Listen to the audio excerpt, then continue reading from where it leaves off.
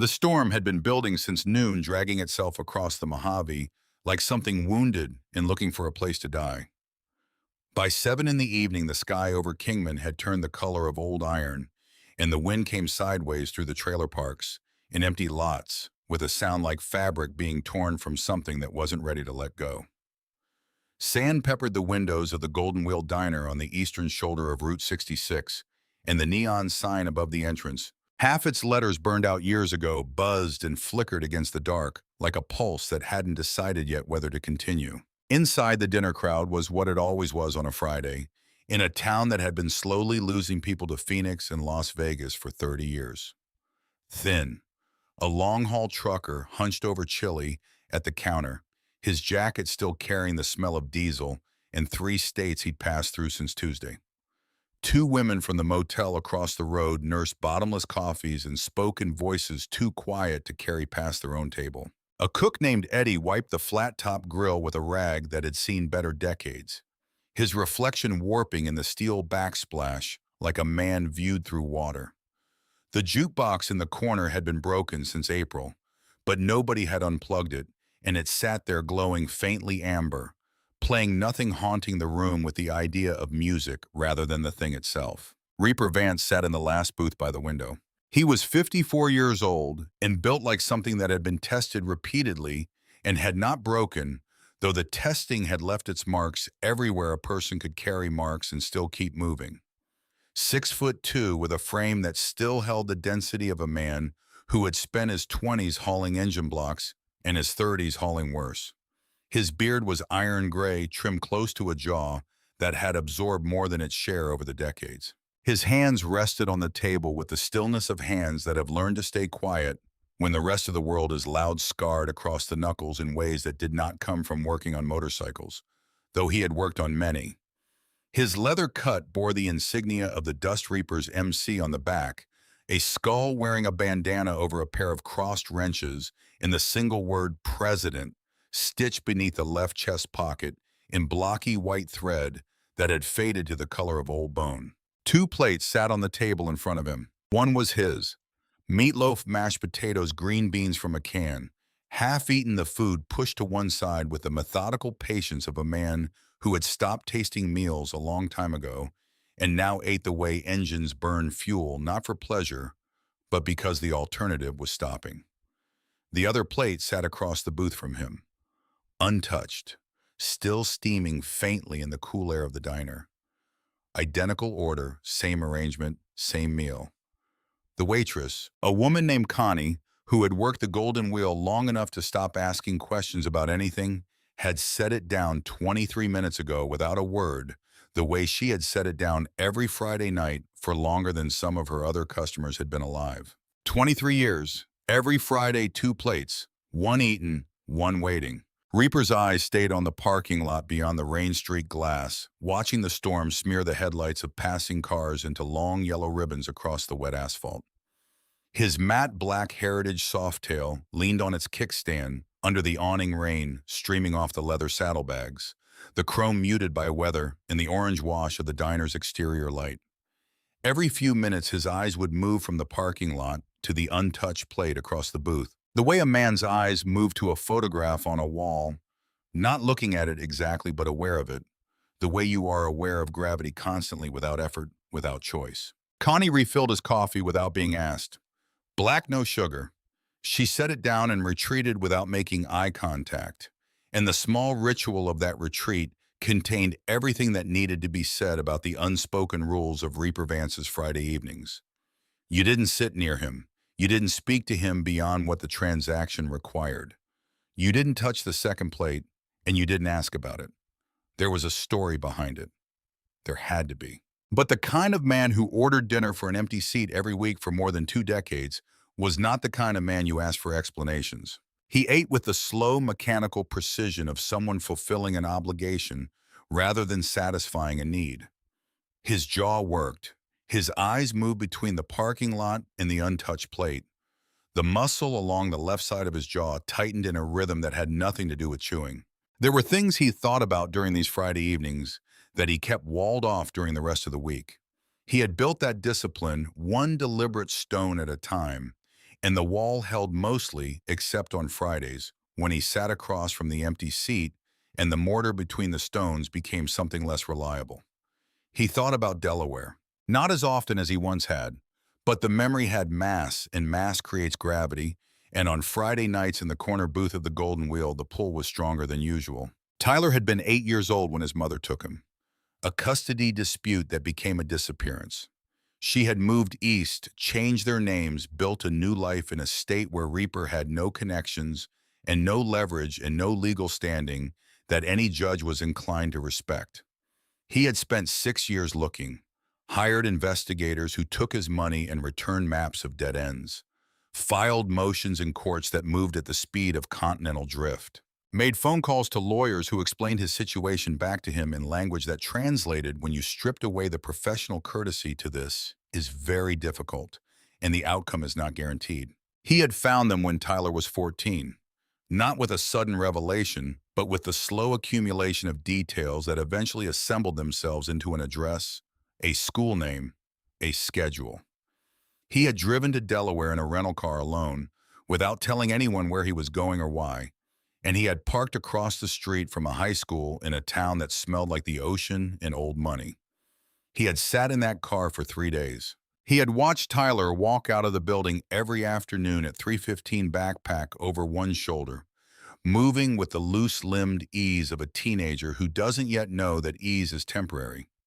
He had watched him throw a football in the parking lot with friends laughing at something one of them said, the sound of it too faint to reach the car, but visible in the way his whole face changed.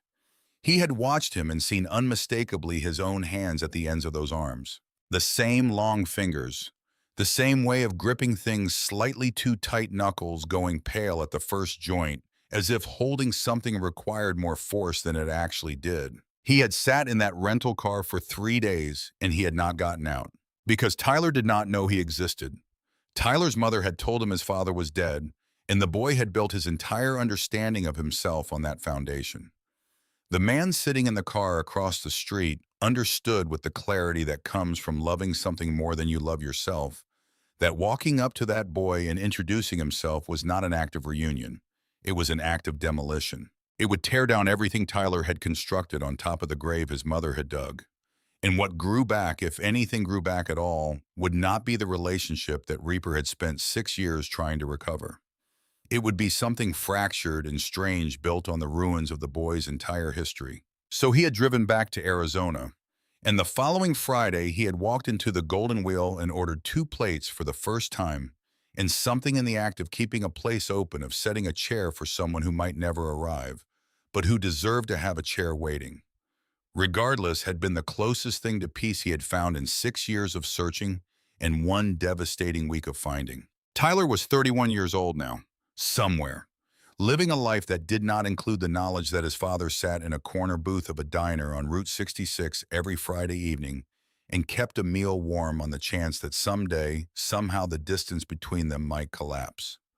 The clock above the register read 7:12. Reaper picked up his coffee and drank it slowly, and the rain intensified against the windows, and the neon sign outside buzzed its broken message against the dark, and the untouched plate across from him continued its slow cooling, and the evening arranged itself into the shape of every other Friday evening, familiar and contained and bearable, in the way that rituals are bearable, because the structure of the thing holds you even when the meaning of it is too heavy to hold yourself. The front door opened. The sound came first, a low pressurized howl of the storm outside, given sudden access to the warm interior of the diner, followed immediately by the smell of creosote and cold rain, and the mineral sharpness of desert air that has been electrically charged by lightning. The door swung inward, and a gust moved through the diner with enough force to stir the paper napkins in their dispenser on the counter and lift the edge of a paper placemat 2 tables down. Every head in the room turned. The boy who stood in the doorway was 12 years old, though the expression on his face belonged to someone considerably older. Not in a theatrical way, not the false maturity of a child performing seriousness, but in the quiet, practiced way of someone who has been required to function in conditions that erode childhood faster than it should go. He was thin in the manner that signified not energy, but deficit, the thinness of a growing frame that has not been given consistent fuel, bones making their claims on a body that couldn't always meet them. His hoodie was 3 sizes too large and saturated to the weight of a wet blanket clinging to his shoulders and arms, the hem dripping a steady line of water onto the tile floor. His jeans were muddy at the cuffs. His sneakers were the off-brand kind splitting at the left toe, and they made a soft squelching sound against the floor with each step. His dark hair was plastered flat to his forehead by the rain, and water tracked down the sides of his face and dripped from his chin. But his eyes were dry, completely dry, and they moved across the interior of the Golden Wheel Diner with a scanning efficiency that had no business existing in a 12-year-old's face. He assessed the trucker at the counter, cataloged the 2 women, the exits the kitchen passed through the back hallway leading to the restrooms. His gaze moved with the systematic patience of someone who has learned that every room contains information, that the difference between a safe room and an unsafe room is something you determine before you commit yourself to being in it. Then his eyes found Reaper. They stopped. They did not flinch from the leather cut from the patches, from the scarred knuckles resting on the table, from the flat gray gaze of a man whose reputation in Kingman was the kind that made grown men choose different sidewalks. The boy looked at all of it and processed it with the same calm efficiency he had applied to the rest of the room, and then he began walking toward the back booth. Behind him, visible now that the door had swung partially closed, was a smaller figure. A girl 7 or 8, one fist wrapped in the back of her brother's soaked hoodie, with a grip that suggested she had decided this was the safest place available and intended to remain attached to it indefinitely. Her face was pressed between his shoulder blades, turned sideways, eyes down. She was shaking in a way that had a different frequency than cold, a deeper vibration, the kind that originates somewhere inside the bones and radiates outward rather than the other way around. Connie had started to move from behind the counter, some instinct pulling her toward the children, the way instincts do when children are visibly wrong in some fundamental way. But she stopped. Something in the boy's posture stopped her. The certainty of his direction, the quality of his movement, the sense that he had already made a decision about where he was going and why, and that the rest of the room was simply the space he had to cross to get there. The boy walked the length of the diner and stopped at the edge of Reaper's table. Water dripped from his sleeves onto the formica. The girl behind him pressed tighter into his back and made a small sound barely audible over the rain hammering the windows, the compressed sound of a child who had learned that sounds could make things worse and was working to suppress even the involuntary ones. Reaper looked up. The booth held its breath. The jukebox glowed. The clock ticked. The rain came in waves against the glass. For a long moment, nobody spoke. Then the boy said quietly and without any of the decorative emotions that most people layer around, "Request no performance of need, no calculation of sympathy. Just the flat, factual statement of someone who has asked for things enough times that the shame has worn smooth, and what remains is pure function, pure necessity, stripped of everything that isn't essential. Can we eat your leftovers?" He nodded toward the untouched plate across the booth. Reaper's hand stopped halfway to his coffee mug. His eyes moved from the boy's face to the girl pressed against his back, then back. Something shifted in the space behind his gray eyes. Something that had been still for a very long time moved the way things move in deep water when a current passes through, not visible on the surface, but detectable if you knew what you were looking for. The untouched plate had sat across from him in this booth for 23 years. In that time, a considerable number of people had looked at it, wondered about it, wanted to ask about it. Not one of them had ever reached for it. The weight of whatever it represented had been visible enough to keep everyone at a careful distance. This boy had walked through a desert storm, looked at the most dangerous man in the room, and asked for it directly. Reaper picked up the plate with both hands. For one moment, the only moment that would stay with Connie for years afterward, when she described this evening to people who hadn't been there, it appeared he might pull it closer to himself. Guard it the way he'd guarded that empty seat for 2 decades. Instead, he slid it across the table to the edge nearest the boy. Slowly, deliberately, the way you set something down that has weight beyond its physical mass. Those aren't leftovers, he said. His voice was low and roughened by decades of road noise and the kind of damage that time applies to men who have not lived gently.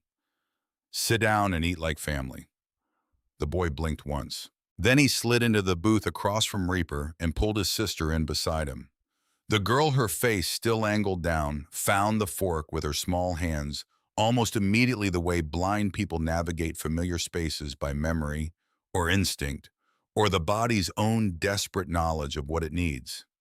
She began eating with the focused, rapid intensity of a child who has learned that food is not guaranteed that the window for consuming it can close. That speed is a survival strategy and not a breach of manners. The boy watched his sister eat before touching anything himself.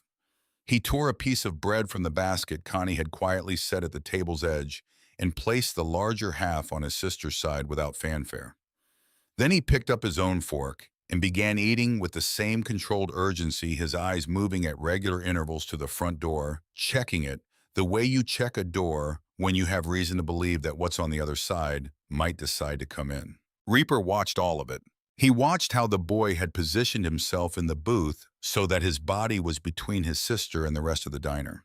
He noticed the left hand which had not come up from below the table since he'd sat down. He observed how the boy chewed efficiently and without sound, a quietness that gets learned rather than taught, acquired in environments where drawing attention during meals was a risk worth minimizing. And he watched the bruises, faded to the yellow-green of old damage but still legible to anyone who knew the language.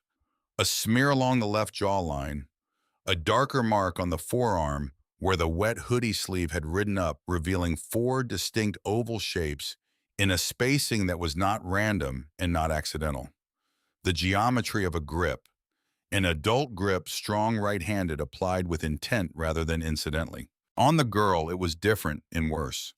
When she reached across for the bread, the collar of her shirt shifted, and Reaper saw a line of bruising along her collarbone.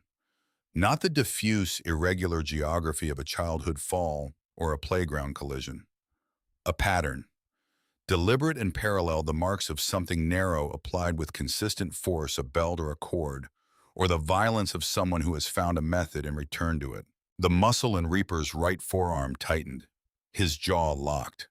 The knuckles of his hand around the coffee mug went pale at the first joint, a man exerting control over something that did not want to be controlled. "What's your name?" he said. Not a demand. A door opened. The boy looked up from the plate. "Boone." "She's Wren," he added, nodding at his sister, who did not look up. "Where's your mother, Boone?" The fork stopped moving. The boy's eyes came up, and for the first time since he had walked through the door, the steadiness in his face showed its cost. Just a fracture.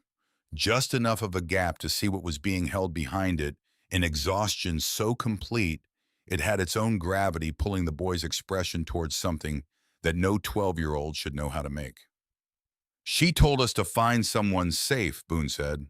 The words settled into the air between them like smoke after a fire, still present after the flame is gone, still carrying the temperature of what produced them. Reaper set down his coffee mug. Outside, lightning split the sky somewhere over the Hualapai Mountains to the north, and the thunder that followed rolled across the desert floor and reached the diner a few seconds later, shaking the windows in their frames. The neon sign buzzed louder, flickered twice in rapid succession, and held. "And you picked me," Reaper said. Boone looked at the leather cut at the skull on the breast, at the word president, at the scarred hands on the table. He looked at the untouched plate that was no longer untouched, now half-eaten by his sister, who was still working through it with the focused efficiency of someone who has decided that this opportunity will be fully utilized. "You're sitting alone on a Friday night ordering food for someone who isn't here," the boy said. His voice was steady in the way that things are steady when they have been tested enough to know their own limits. "That means you lost somebody. People who lost somebody don't hurt kids." The silence that followed rearranged the room without moving anything physical. Connie, who had been pretending to sort straws at the far end of the counter, set down the container she was holding and put her hand over her mouth. The trucker at the counter stared at his chili as if it had become suddenly and profoundly interesting. Even the wind outside seemed to pause, as if the storm itself had leaned closer to hear what came next. Reaper did not move for a long time. Then he picked up his coffee and drank from it slowly, and set the mug down with the careful precision of a man placing something in exactly the position he has determined it should occupy, and said without raising his voice, "Connie, 2 hot chocolates, and tell Eddie to make these kids something that isn't 12 hours old." Connie moved. It took 40 minutes and 2 plates of scrambled eggs and buttered toast before the story came out in any coherent shape. And even then it didn't come in order, because trauma doesn't tell itself in order. It tells itself in fragments, in images, in the gaps between sentences, where the available words aren't large enough to carry what needs carrying. So the sentences stop, and the silence fills the weight of whatever the words couldn't hold. The boy's mother's name was Della Mercer, 34 years old. She had waitressed at a bar called the Meridian in Bullhead City until about 18 months ago, when she had started seeing a man named Calvin Pruitt. The name meant nothing to Reaper at first, but the way Boone said it quietly, with the consonants bitten off at the ends, as if the name itself were a thing that could reach out and grab you if you gave it too much air, told him everything he needed to know about the dynamic before the boy had said another word. Pruitt had been attentive at first, brought groceries when the fridge was empty, showed up with small gifts for Boone and Wren, things they needed, but that Della's tips couldn't reliably cover. Paid attention to her in the way that men sometimes do at the beginning when the performance of care is still being maintained. Then the door closed, and the performance ended. And what was left behind the performance was something that made Boone sleep with a Phillips head screwdriver under his pillow, and taught Wren to suppress the involuntary sounds that children make when they're frightened. She tried to leave 3 times. The first time Pruitt found them at the bus station in Needles before they'd gotten on anything.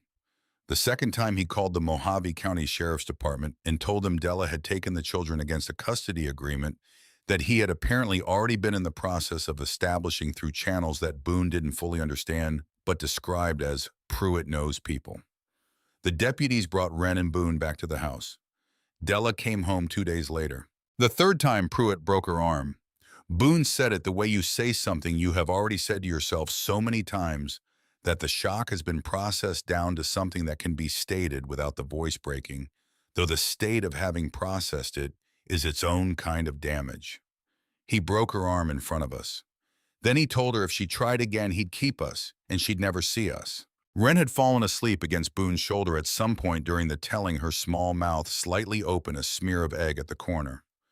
Boone glanced at her, and something in his face that had been holding itself together through the entire conversation began very slightly to bend. "So she stayed," he said, "and then tonight when he passed out, she put us in the truck and drove us to the highway junction and gave me $40. She said to walk toward the lights and find someone safe and not to come back." "She went back to him," Reaper said. "It wasn't a question." Boone nodded. "She went back so he wouldn't come looking." The mathematics of that settled into Reaper's chest with the weight of things that are both devastating and completely comprehensible. A mother who had calculated the value of her own safety against the safety of her children and arrived at an answer that required her to walk back into the thing that was destroying her. Not because she had given up, but because her presence there was the price of their absence. She had sent a 12-year-old into a Mojave desert storm with $40 and an address written on the back of a gas station receipt, and on that receipt, beneath the address, she had written 3 words. "Please be real." Reaper pulled the folded paper from the pocket of his cut. Boone had given it to him quietly after the eggs, after the hot chocolate, after the point in the conversation where the boy had apparently decided that the assessment he'd made from across a rain-soaked diner was holding up. The paper was damp, the ink bleeding slightly at the edges, but the handwriting was careful and deliberate, the writing of a woman who wanted to be legible in case this was the only time she got to say it. 1847 Desert Wind Drive, Bullhead City. And below that, in the same hand, "Please be real."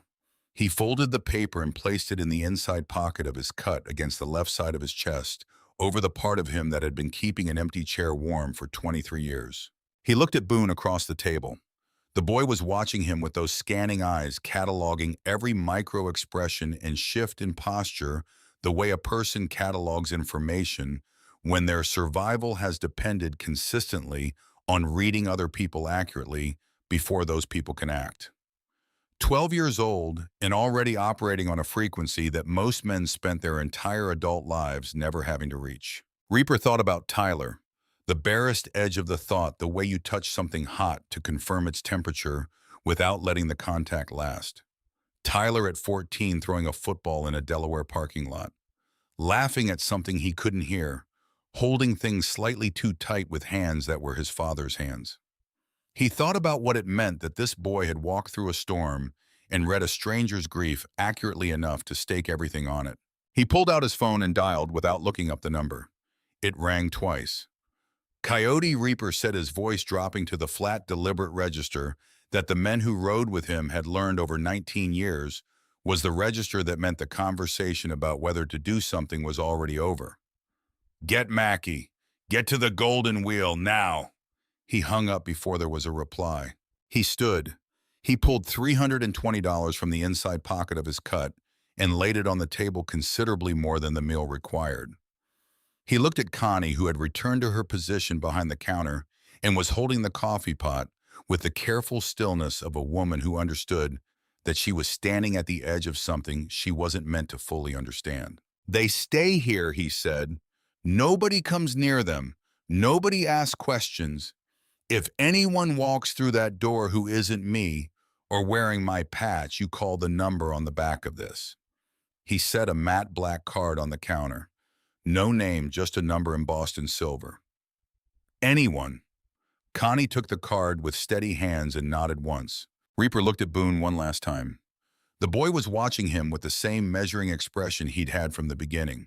The calculation of a 12-year-old who had learned not to trust the shape of a promise, but had decided apparently to extend credit on this one. "I'm going to get your mother," Reaper said. Boone held his gaze. "People have said they'd help before. I'm not people." The boy looked at the leather cut one more time. At the patches, the skull, the worn creases in the face across from him that mapped decades of choices that had required choosing. Then he reached under the table and placed an object on its surface. A Phillips head screwdriver, the handle worn smooth, the shaft scratched from use. He had been holding it under the table for the entire conversation. "I know," Boone said. "That's why I picked you." 20 minutes later, the parking lot of the Golden Wheel filled with sound. Not one engine, but three, the deep percussive idol of Harley-Davidson V-twins, settling into their low rhythmic thunder as the machines pulled off the highway and into the lot, with the deliberateness of things that are not in a hurry because they don't need to be.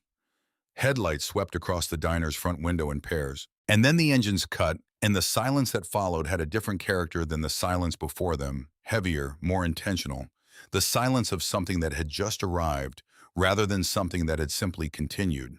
Two men came through the door. Coyote, whose given name was Martin Eccles and who had been the Dust Reaper's road captain for 11 years, was 47, lean and sun-darkened, with a face that looked like it had been carved from mesquite wood and left outdoors through multiple seasons.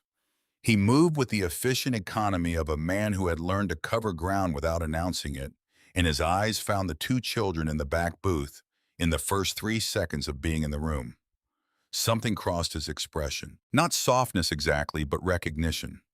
The look of a man who understood what small bodies carrying large damage looked like, because he had seen it before in other rooms in other years. Behind him, Mackie, Raymond Mack, 41, the club's sergeant-at-arms, broader across the chest than Coyote by a full foot of width, with a shaved head and a scar that traveled from his left ear to the corner of his mouth. He carried himself with the contained stillness of someone who had made a decision a long time ago that the less space his energy occupied, the less collateral damage it caused. He positioned himself by the front door without being asked automatically, and stood there with his arms at his sides and his eyes moving across the diner's interior with quiet, systematic attention. Reaper stood at the counter with his voice low enough that only Connie and the two men could hear. He told them what Boone had told him. Della Mercer, Calvin Pruitt, the broken arm, the 3 escape attempts and what happened each time. The address on the gas station receipt, the 3 words written below it. Coyote's expression didn't change, but his hand moved to the phone in the pocket of his flannel shirt. He held it there without taking it out, the gesture of a man whose instincts have already reached a conclusion that his mind is still verifying. Reaper looked back at the booth. Boone was still awake, still watching the door, one arm around his sleeping sister, the other hand resting on the screwdriver that lay on the table between the empty plates. 12 years old, running a perimeter in a diner booth. Eyes on the door with the patience of someone who has decided that patience is the thing between him and the worst possible outcome. Reaper walked back to the boy. "You stay here," he said. "My people will be with you. Nobody gets through that door who isn't wearing a patch." Boone looked at him steadily. "She's still in there." "I know. He'll figure out we're gone soon." "I know that too." A pause in which the rain hammered the windows, and Wren shifted in her sleep and made a small sound that was more animal than language, the sound of a child's nervous system registering threat even through unconsciousness. "Go," Boone said. Not a request, not permission, just the word delivered with the compressed authority of someone who understood that the time for conversation had ended and what came next belonged to action. Reaper pulled on his gloves. The leather tightened around his hands with a familiar compression, the feeling of something settling into its correct position, and he flexed his fingers once inside the leather and heard the small, deliberate creak of it. He turned and walked toward the door. Coyote fell in beside him without needing to be told. Mackie pushed off the wall and followed, and the three of them pushed through into the storm. The rain hit them immediately, cold, relentless, driving sideways off the desert floor in sheets that turned the air around them white with spray. Reaper swung a leg over the Heritage Softail and hit the ignition. The engine caught with a sound like something enormous being awakened from a long sleep, deep and percussive, and the vibration traveled up through the frame and into his hands and forearms and settled somewhere in the center of his chest, where it joined the weight of the folded paper and the photograph memory of Tyler's hands in 23 years of keeping a place warm for someone who might never arrive. Coyote's Road King fired next, then Mackey's Dyna.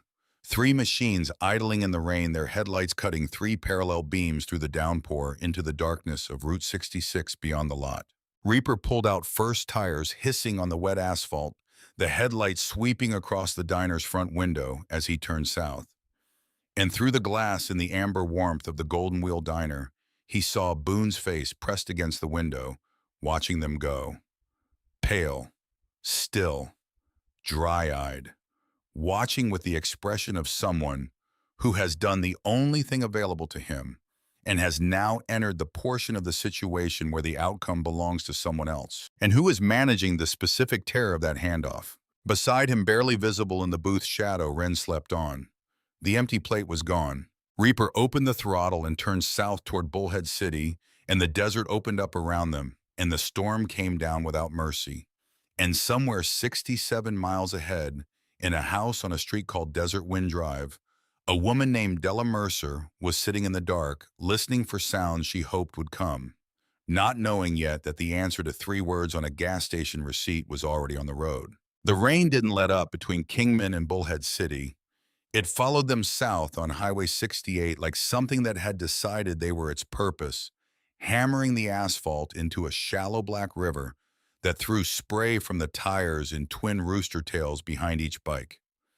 The temperature dropped as they descended toward the Colorado River Valley.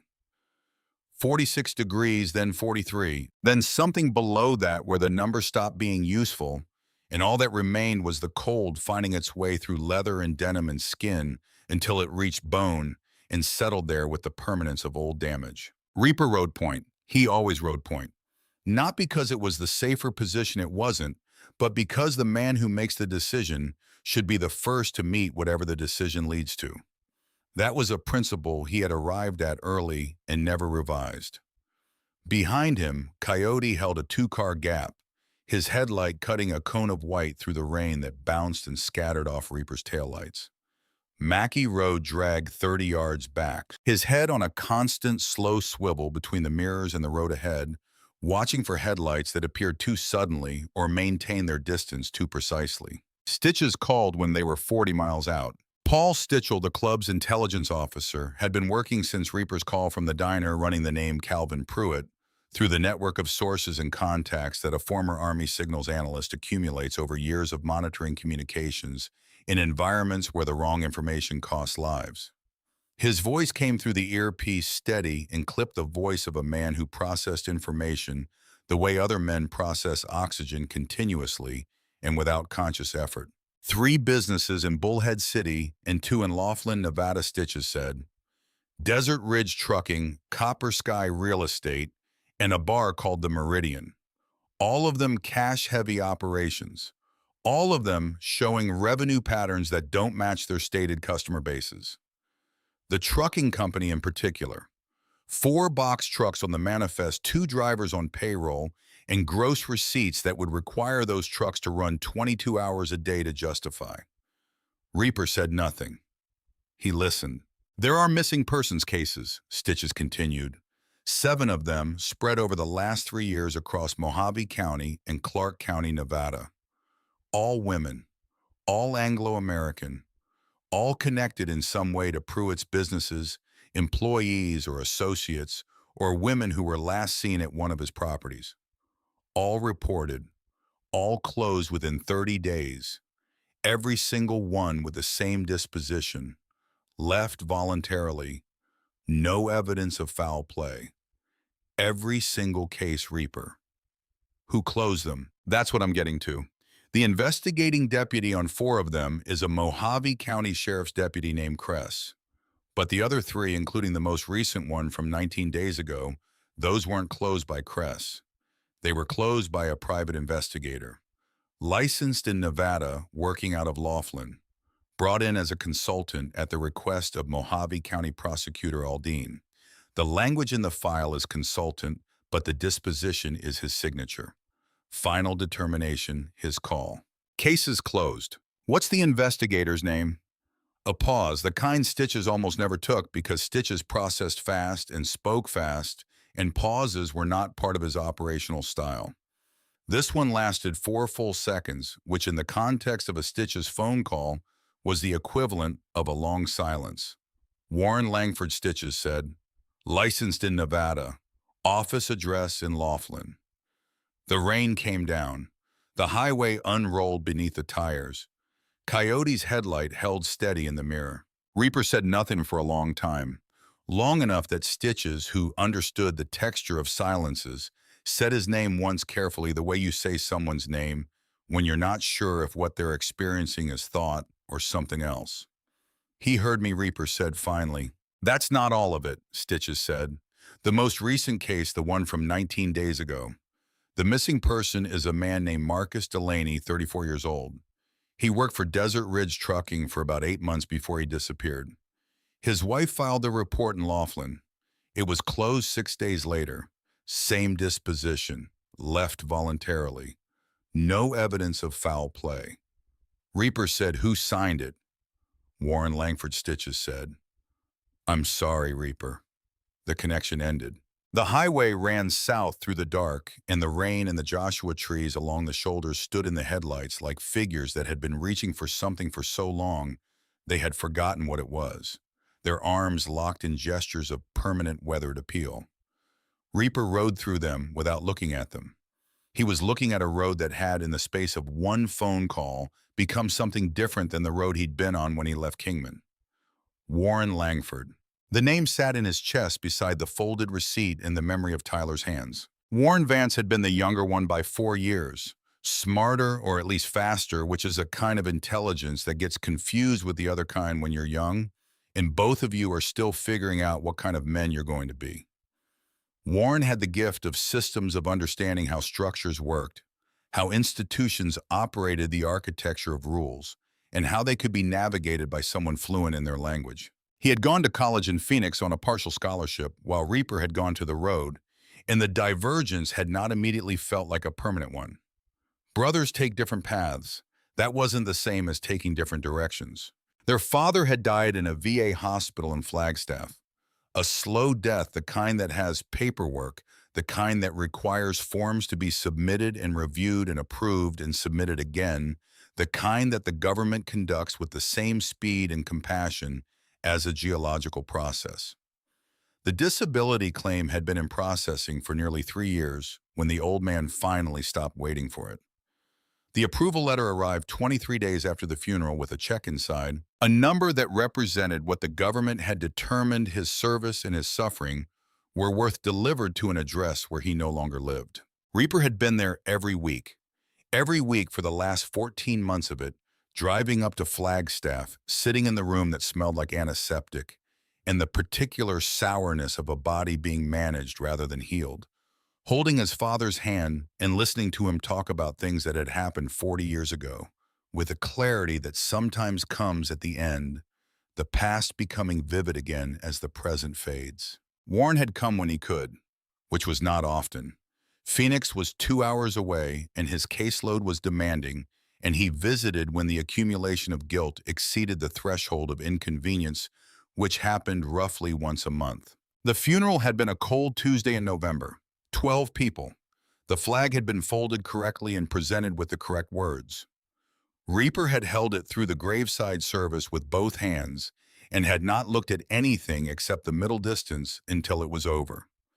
In the parking lot of the funeral home, Warren had asked about the insurance policy. Not the man, not the flag, not the medals in the cigar box or the photographs, or the way their father used to hum to himself while cleaning his boots, an old song without a name that Reaper could still hear if he let himself. Warren had asked how much the policy was worth and whether Reaper had already spoken with the attorney about the estate and what the tax situation looked like for the survivor's benefit. Reaper had listened to 4 sentences of it. Then he had broken Warren's jaw. 2 punches, right cross and left hook, the combination that muscle memory produced before the thinking part of him had fully committed to the action.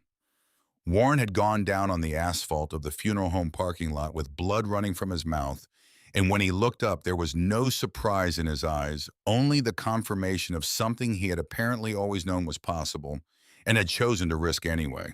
They had not spoken since. 26 years.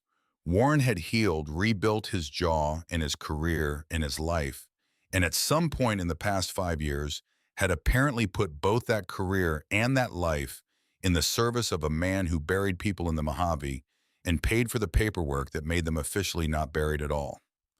Coyote pulled alongside at a straight stretch where the rain had eased slightly and the road ahead was visible for a quarter-mile. "Stitches find anything," he shouted over the engine noise and the wind. Reaper looked at him. At the road captain's weathered face in the wet dark, the creases around his eyes that came from 19 years of riding into headlights and squinting at horizons. 19 years of riding beside a man and learning to read the things that man didn't say as clearly as the things he did. "The man closing the missing persons cases," Reaper said, "making evidence disappear. He's my brother." Coyote's Road King wobbled. A small lateral movement, barely perceptible, the kind that happens when a rider's attention is suddenly required somewhere other than the road. He corrected it immediately, both hands tightening on the grips, and when he looked back at Reaper, his face was unreadable, in the way faces go unreadable when too many things are happening in them simultaneously. He held Reaper's gaze for 3 seconds across 60 miles per hour of wet desert highway. Then he faced front and rode, and the two of them continued south side by side in silence, and there was nothing more to say about it, and Coyote understood that completely because 19 years had taught him the difference between silences that needed filling and silences that needed to be left alone. They reached Bullhead City at 11:47. The town lay along the western bank of the Colorado like something deposited by a flood and never fully reclaimed. The casino lights of Laughlin, Nevada blinked across the river in reds and golds and electric blues, their reflections broken and wavering on the dark water. On the Arizona side, the streets were quieter and harder lined, with chain-link fences and stucco houses, sun-bleached past their original colors. Strip malls housing payday lenders and bail bondsmen, and the commerce that flourishes where hope has a short shelf life and credit is extended at 40%. Reaper pulled into the lot of a shuttered car wash 3 blocks north of the address on Boone's paper. He killed the engine. The silence came in immediately, not true silence, but the nighttime ambient of a desert river town, distant casino bass from across the water, a dog barking somewhere in the southern blocks, the hiss of rain on concrete, and underneath all of it, the Colorado moving dark and heavy toward the sea. Coyote and Mackie pulled in on either side of him. 3 engines died. 3 kickstands went down. 3 men sat on their bikes in the wet dark, and nobody spoke for almost a full minute. "We look first," Reaper said. "We don't move until we know what we're walking into. If he's awake, we wait until he's not." Mackie's voice came from behind them, soft and measured. "And if she's hurt now?" The rain filled the pause. "Then we stop waiting," Reaper said. They left the bikes at the car wash and went on foot. The residential neighborhood was quiet in the way that neighborhoods are quiet after midnight. In bad weather, the quiet of people inside with their doors locked and their televisions on, not sleeping, just waiting for the night to pass. Desert Wind Drive was a cracked east-west road through a block of small single-story houses with gravel yards and trucks in the driveways older than the mortgages on the homes they sat in front of. Number 1847 sat at the end of a cul-de-sac, slightly larger than its neighbors, surrounded by a chain-link fence, enclosing a yard that held 2 vehicles. A black Dodge Ram with tinted windows, too new for the neighborhood, the kind of new that comes from money that doesn't match the surrounding environment. And a white sedan with a cracked windshield and Arizona plates that had been there long enough to collect a rim of dried mud along the lower panels. The house was dark except for one window on the right side. A faint blue glow. Television. The front porch light was off. The gate in the chain-link fence stood slightly open, swinging in the wind.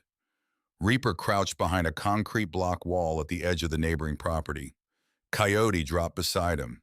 Mackie took a position 10 yards back, covering the approach line from the street, his body a still dark shape against the wet fence. "That Ram is too new for this neighborhood," Coyote said quietly.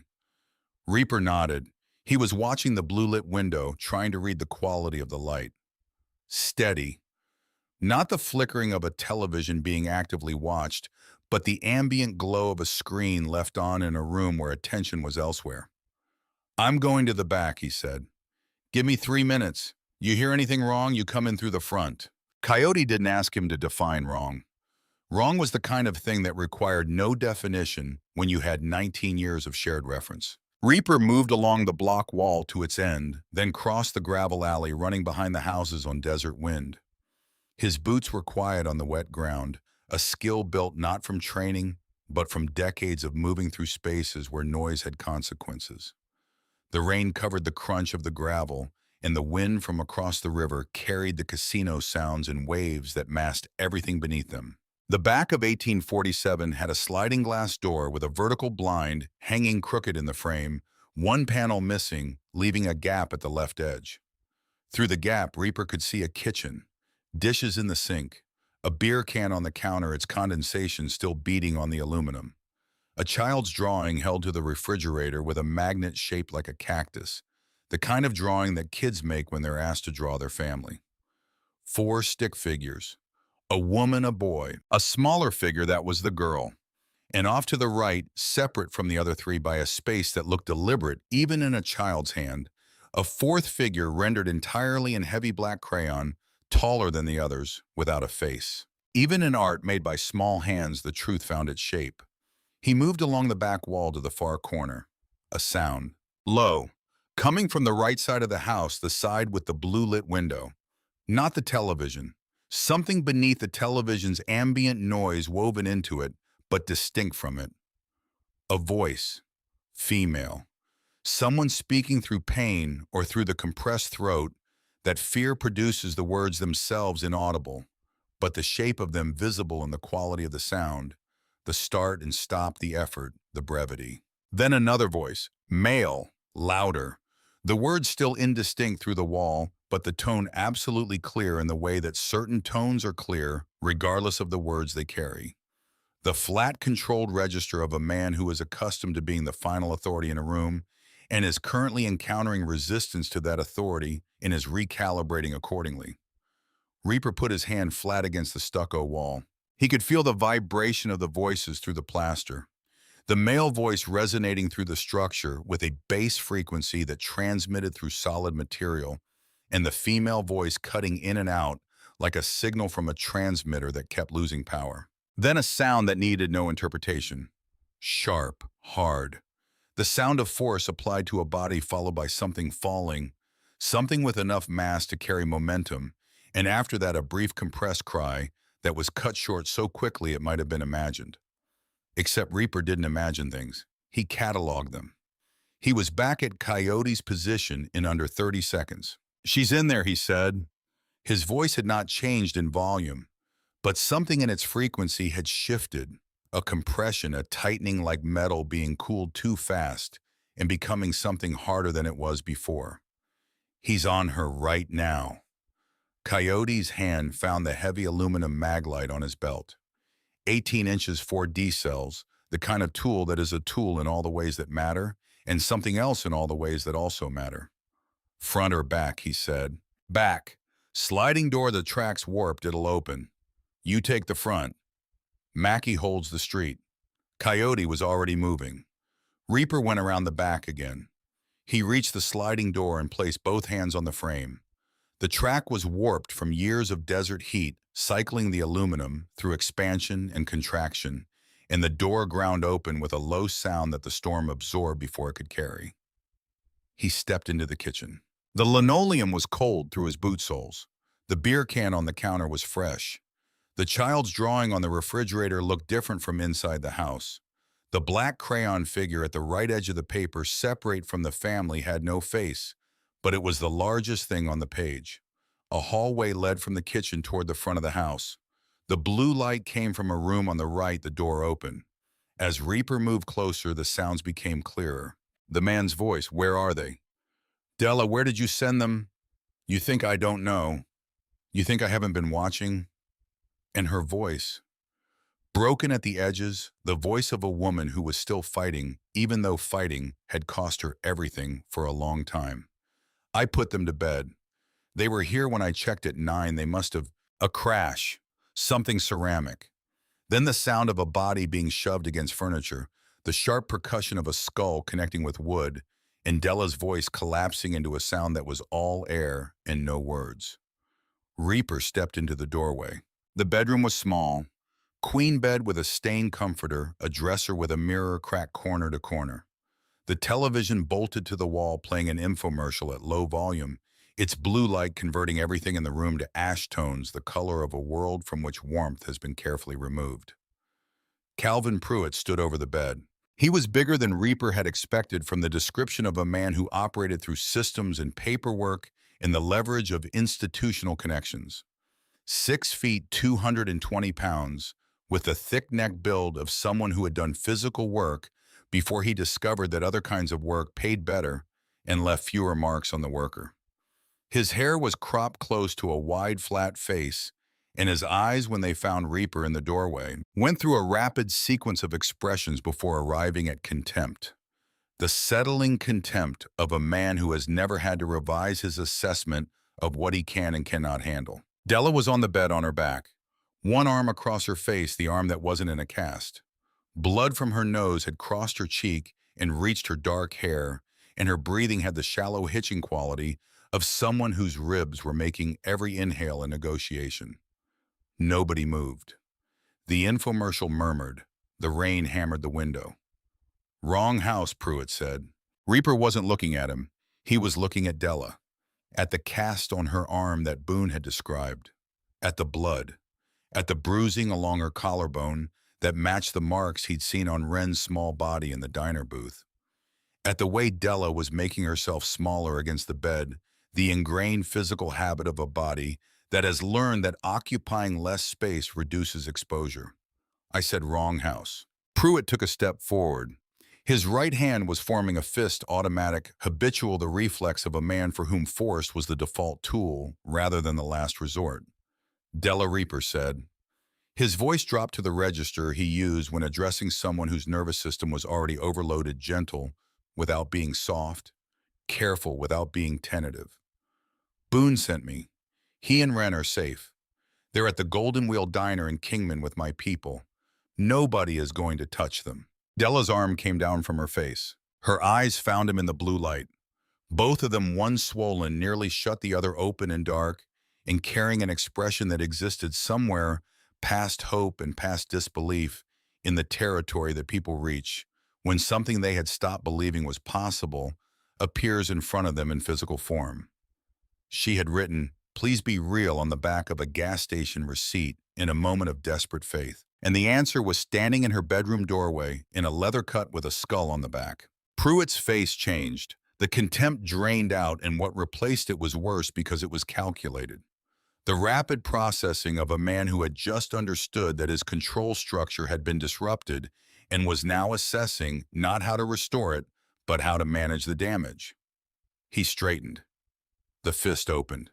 "Those are my children," Pruitt said. "My family. And you just admitted to helping take them." His voice had shifted into a register. Reaper recognized the courtroom register, smooth and organized and built for an audience. "I have legal guardianship.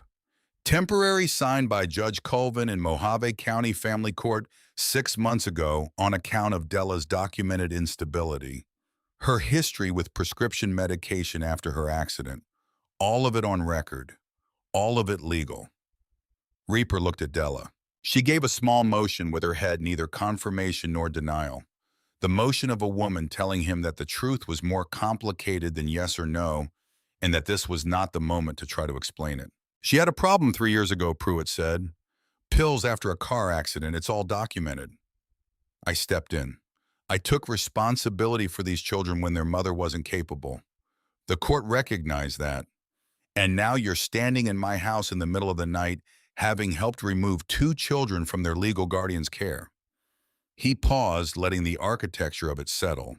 "So whatever you think you're doing here, you might want to think very carefully about what comes next." From the front of the house, 3 knocks on the door, measured.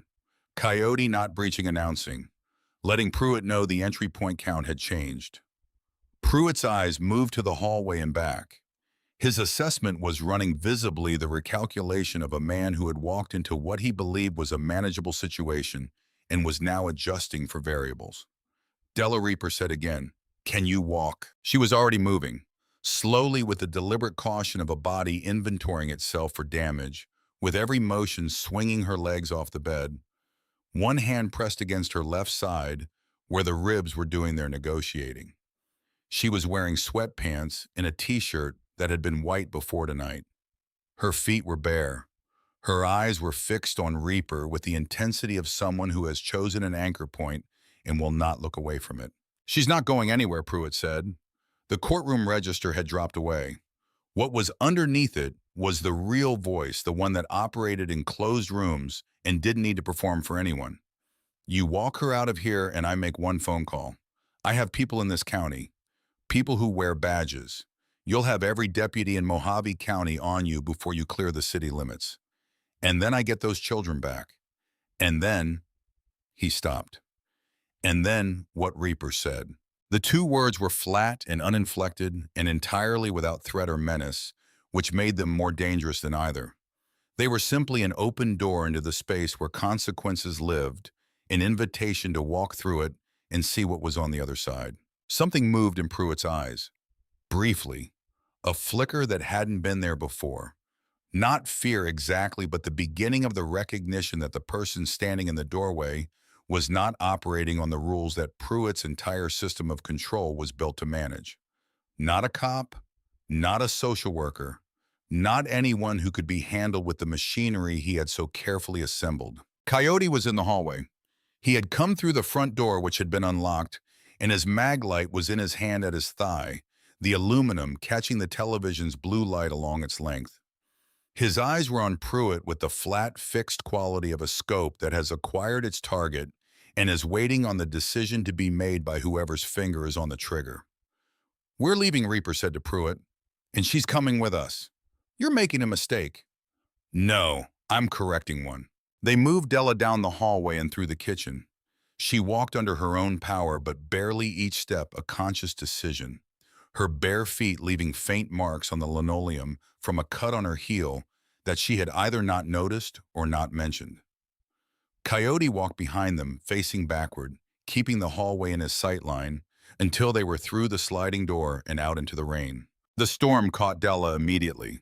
She gasped the shock of it, the cold, the sudden enormous openness of outside after months of walls and locked rooms. She stood in the backyard with her face tilted up and the rain streaming over her closed eyes and across her swollen face and into her hair, and for 3 seconds she didn't move and didn't speak, just stood there with her arms slightly away from her body and her face toward the sky, letting the desert rain do something that soap and water had not been permitted to do. Then she opened her eyes. "He's going to come for them," she said. "You don't understand what he is. It's not just what he does to us. There's more." "Not here," Reaper said. "Tell me when we're clear." They moved through the alley to the car wash lot. Della looked at the three Harleys with the expression of someone being asked to trust the specific details of a situation that is already requiring considerable faith in its general outlines. Reaper held out his helmet. "You ride behind me," he said. "Hold on to my cut. Don't let go. I've never been on a motorcycle. Tonight you have." She put on the helmet.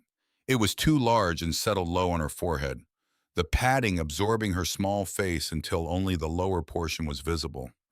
She climbed onto the back of the Heritage Softail, and when she got her arms around Reaper's torso, they barely reached, but she gripped the leather of his cut with both hands, and he felt immediately, and through the material, the uneven pressure of the broken arm, the grip tightening and releasing in a rhythm that was not chosen but imposed. The involuntary negotiation of a damaged limb trying to do what was being asked of it, regardless of the cost. She pressed her face into his back between his shoulder blades, the same way Wren had pressed her face into Boone's hoodie in the doorway of the Golden Wheel. The engine started, three V-twins declaring their presence to the midnight streets of Bullhead City with the confidence of machines that do not make apologies for the space they occupy. Reaper pulled out of the car wash lot and headed north on the road toward the highway, and the city began to recede behind them, its lights smearing and blurring through the rain on his mirrors until they became something abstract.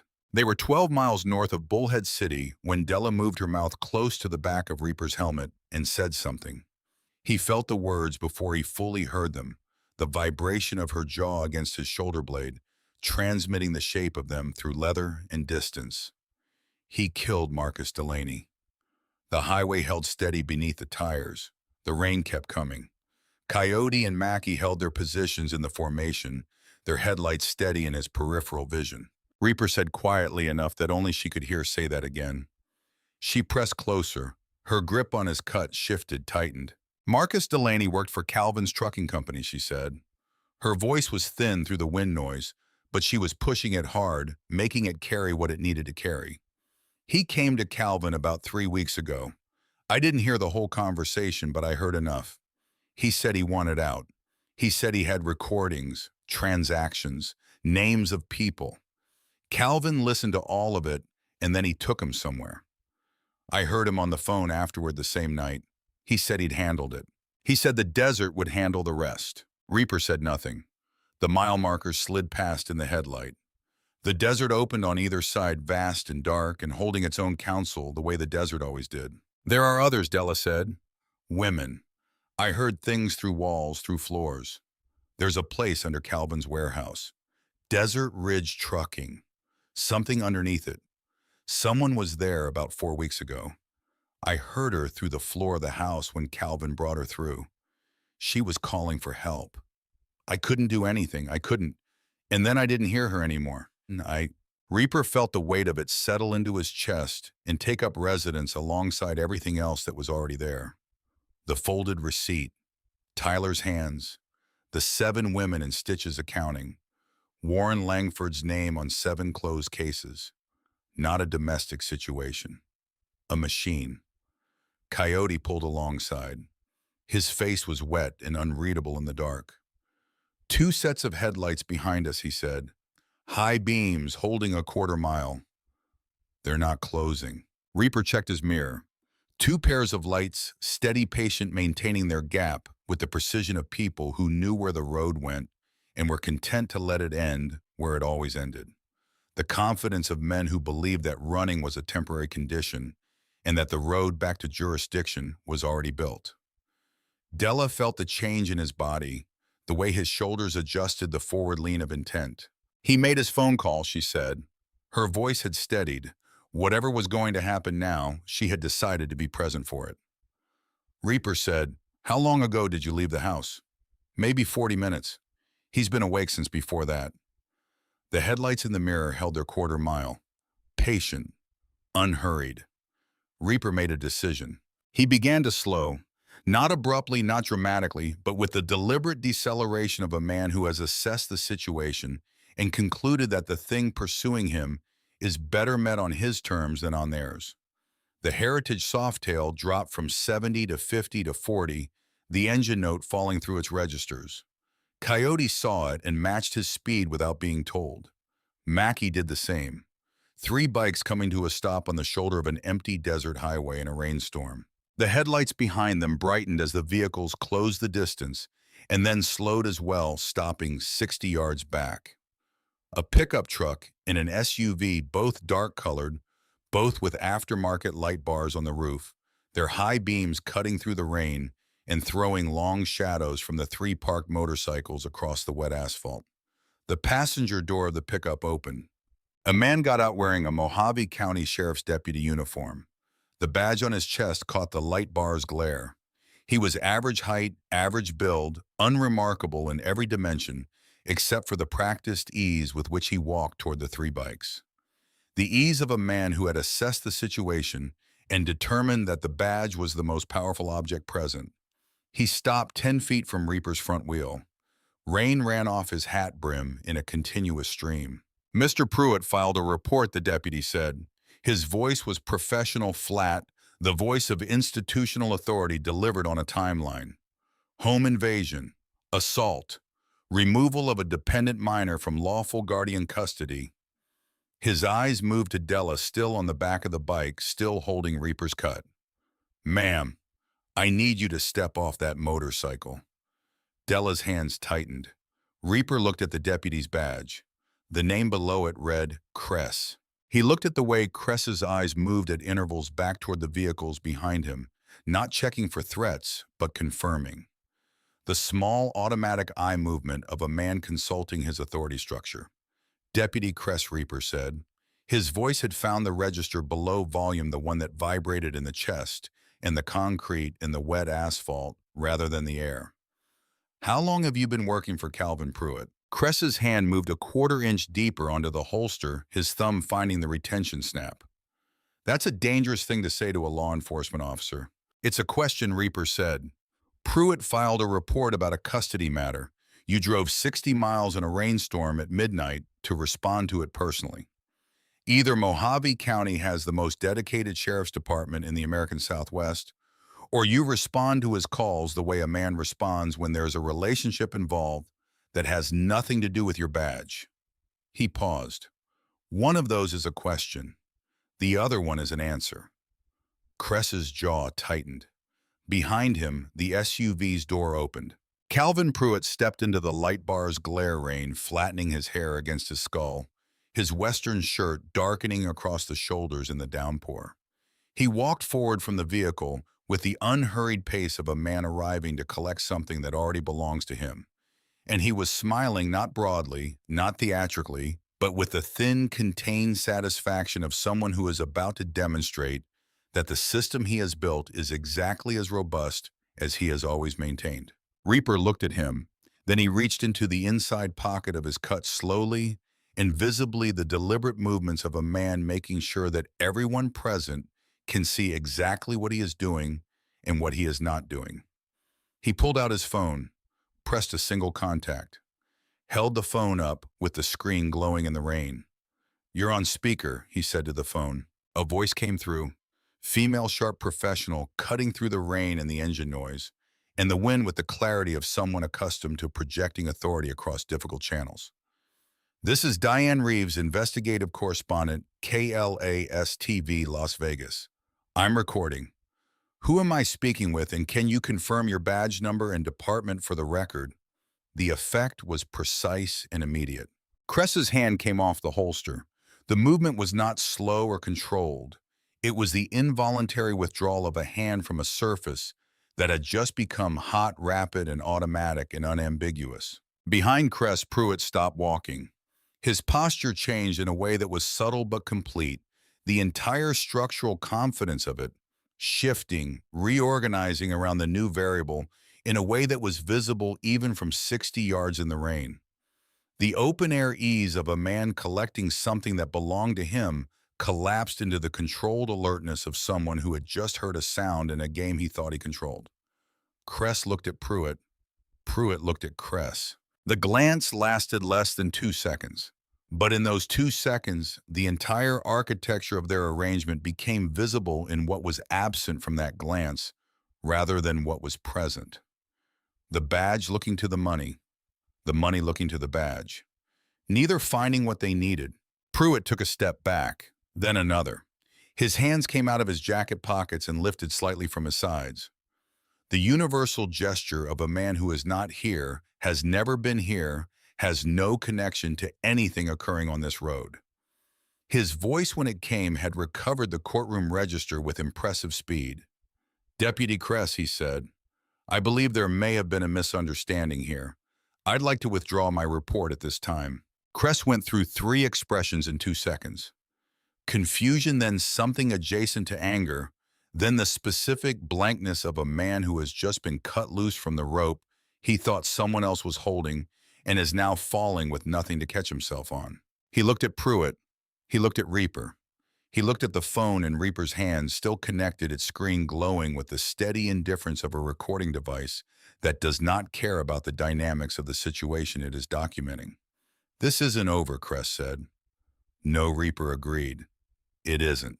Cress turned and walked back to the pickup with the compressed, tight-shouldered stride of a man whose options have just been substantially reduced and who is intelligent enough to understand exactly how and why. Pruitt was already moving toward the SUV faster than his size suggested, with the practiced efficiency of a man who knows precisely when to disappear and has rehearsed the departure. Both vehicles executed U-turns on the wet highway and headed south, their taillights shrinking in the rain, diminishing toward Bullhead City and the safety of the jurisdiction they had spent years constructing and that still, for the moment, belonged to them. Reaper watched them go. "Stitches," he said to the phone. The journalist's voice was gone, replaced immediately by Stitches. "She's been patched out. Diane got enough for a preliminary inquiry tonight. She's calling her editor now." But Reaper, his voice had changed. The operational clip was still there, but underneath it was something that Reaper had heard only a few times in 12 years. With a club, the frequency of a man preparing to deliver information he would prefer not to have found. "I've been pulling threads on Pruitt since your call from the diner. This isn't a small operation. Tell me, 7 missing women, not 4-7, all connected to Pruitt's businesses, all closed by either Cress or by Warren Langford. Copper Sky Real Estate is a shell. Desert Ridge Trucking is moving things that aren't cargo. The Meridian Bar is a cash processing point. Prosecutor Aldean has handled every case that came within 10 feet of Pruitt's name. The infrastructure goes all the way through the county system. And Langford Warren, he's not just a cleaner on individual cases. He's the legal architect. He built Pruitt a firewall that makes everything look legitimate from the outside and makes everyone inside it invisible on paper." Della's hands were steady on Reaper's cut now, not the pain-negotiating grip of before. Something steadier, the grip of a woman who is listening to the shape of what she already knew being given its proper name. "There's something else," Stitches said. "Warren. When this surfaces, and it's going to surface, he'll see your name attached to it. He'll know where it came from." "I know. Does that change anything?" Reaper looked at the road ahead, at the miles of dark desert highway between him and a compound, where the network of men who wore his patch were in all the ways that mattered the family he had chosen, when the one he'd been born into had proven insufficient to the weight of what life required of it. He thought about Warren at 24 years old, asking about insurance money in a funeral home parking lot. He thought about Warren at 50, signing his name to documents that converted 7 missing women into official absences, each signature a brick in the wall between a crime and its consequences. He thought about what it cost to build a thing like that. Not the courage it required, there was no courage in it, but the daily accumulation of choice that produced it. The first case and the second case, and the fifth and the seventh, each one requiring the decision to be the kind of person who did this, made again and again until the decision stopped being a decision and became simply what he was. No, Reaper said, it doesn't change anything. We're coming in. Get Doc ready. She needs medical attention. And the children, don't let them see her like this. He pocketed the phone. Della's face was still against his back. He could feel her breathing through the leather, the way it had changed from the shallow hitching of pain management to something deeper, more deliberate. The breathing of a woman who had just heard the full shape of what she had been living inside of, described out loud for the first time. Hold on, he said. She tightened her grip. He opened the throttle and the Heritage Softail surged forward, eating highway, and the rain came down without mercy, and the desert held its ancient silence on either side of the road. And somewhere in that silence, 6 feet under the surface of the Mojave, or scattered across it by the indifferent wind, Marcus Delaney waited for someone to make his disappearance official cause for something more than a 6-day investigation and a signature on a line that read, "Left voluntarily." Reaper rode north. Behind him, the lights of Bullhead City faded. Above him, the storm moved northwest on its own path. And in the inside pocket of his cut against the left side of his chest, a folded gas station receipt with 3 words in a careful woman's handwriting pressed against him, with every mile small and certain and fully answered. The compound came into view at 2:14 in the morning, its concrete block walls catching the security light in flat gray planes against the desert dark.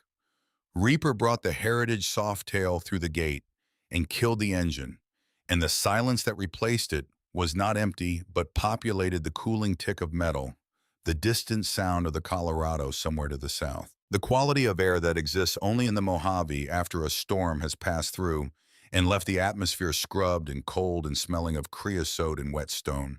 Della had lost consciousness on the last stretch of highway north of Kingman. He had felt it happen through the leather, her grip changing from deliberate to passive, her weight shifting from controlled to surrendered. He had kept one hand steadying her forearm for the remaining miles. When he stopped the bike and reached back for her, she came off the seat without resistance, folding against him with the complete absence of self-support that belongs to someone who has spent everything they had and is trusting the rest to someone else. Doc was waiting at the back door. Gerald Pewitt, 58 years old, former Navy corpsman, who had learned his trade in conditions that made a biker compound's crash room look like a well-appointed clinic. He had the steady, economical hands of a man who had treated worse in worse places, and they were already gloved and moving before Reaper had fully cleared the doorway. They laid Della on the cot. Doc worked without speaking, his assessment rapid and methodical, vitals first, then the systematic inventory of damage that experience makes efficient. 2 fractured ribs, he said, not looking up.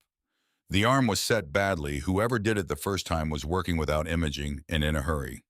I'll need to re-break and splint it correctly, and she's going to hate me for it when she wakes up.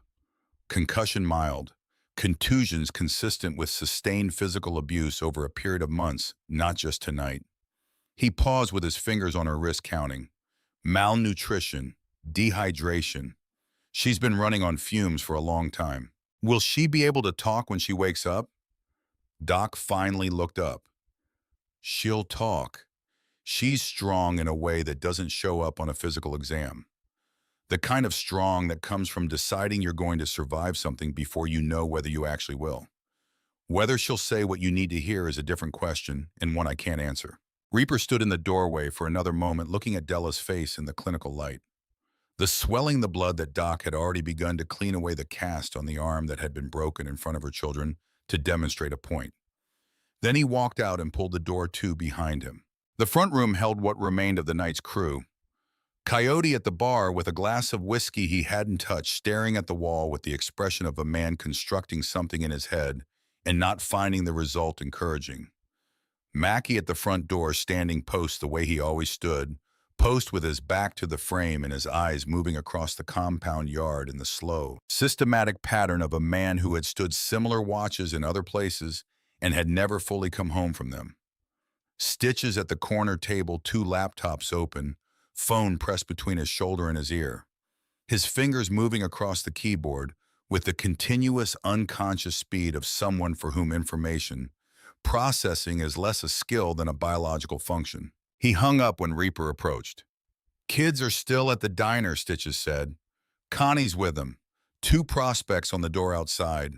Boone was awake last time she checked. Wren's still sleeping." Reaper sat down across from him. The chair creaked under his weight. His body was beginning to present its accounting of the night. The cold that had settled into his joints during the ride. The tension that had been running through his forearms and shoulders for the past 4 hours. The fatigue that comes not from physical exertion, but from sustained operational attention, the cost of watching everything at once for a long time. "Show me what you have," he said. Stitches turned the nearest laptop toward him. The screen displayed a network diagram, names and businesses, and financial connections arranged in a web that radiated outward from a center point, the way damage radiates from an impact. Calvin Pruitt at the center. Desert Ridge Trucking, extending north and east, its routes mapped against the locations where the 7 women had last been seen. Copper Sky Real Estate, holding properties across Mojave County. Several of them flagged with notes about irregular utilities usage, electricity and water bills that didn't match the stated occupancy status of vacant lots and storage facilities. The Meridian Bar with its cash flow patterns annotated in Stitch's precise shorthand. And on the left side of the diagram, connected to Pruitt by a single line labeled Legal Services, the name Warren Langford. Reaper looked at it. The 2 words in the box on the screen, the assumed name, the line that connected his brother to the center of something that had consumed 7 women and buried a man in the desert for the offense of wanting to exit. Della's testimony, Stitches said carefully. "If she's willing to give a formal statement, and if that statement covers what she told you on the highway, then Agent Harlow has what she needs for warrants. Without it, everything I've found is intelligence. It's useful, but it's not probable cause. It doesn't move anyone. How long until Harlow can be on the ground? If we call her now and she moves immediately, she's in Bullhead City by 9 at the earliest. That's assuming she can get warrants drafted by her office overnight, which is possible if Della's statement is solid enough." And Pruitt. Stitches leaned back slightly. Pruitt knows Della is gone. He knows the Deputy Gambit failed. He knows a journalist was on the line during the highway confrontation, which means he knows the publicly deniable approach is compromised. If he's the kind of man who built what this diagram shows, he's not waiting to see what happens next.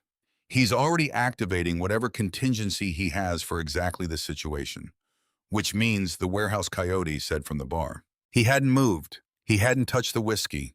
But he'd been listening with the full attention of a man who had spent 19 years learning that the most important information in any conversation is usually delivered to someone other than you.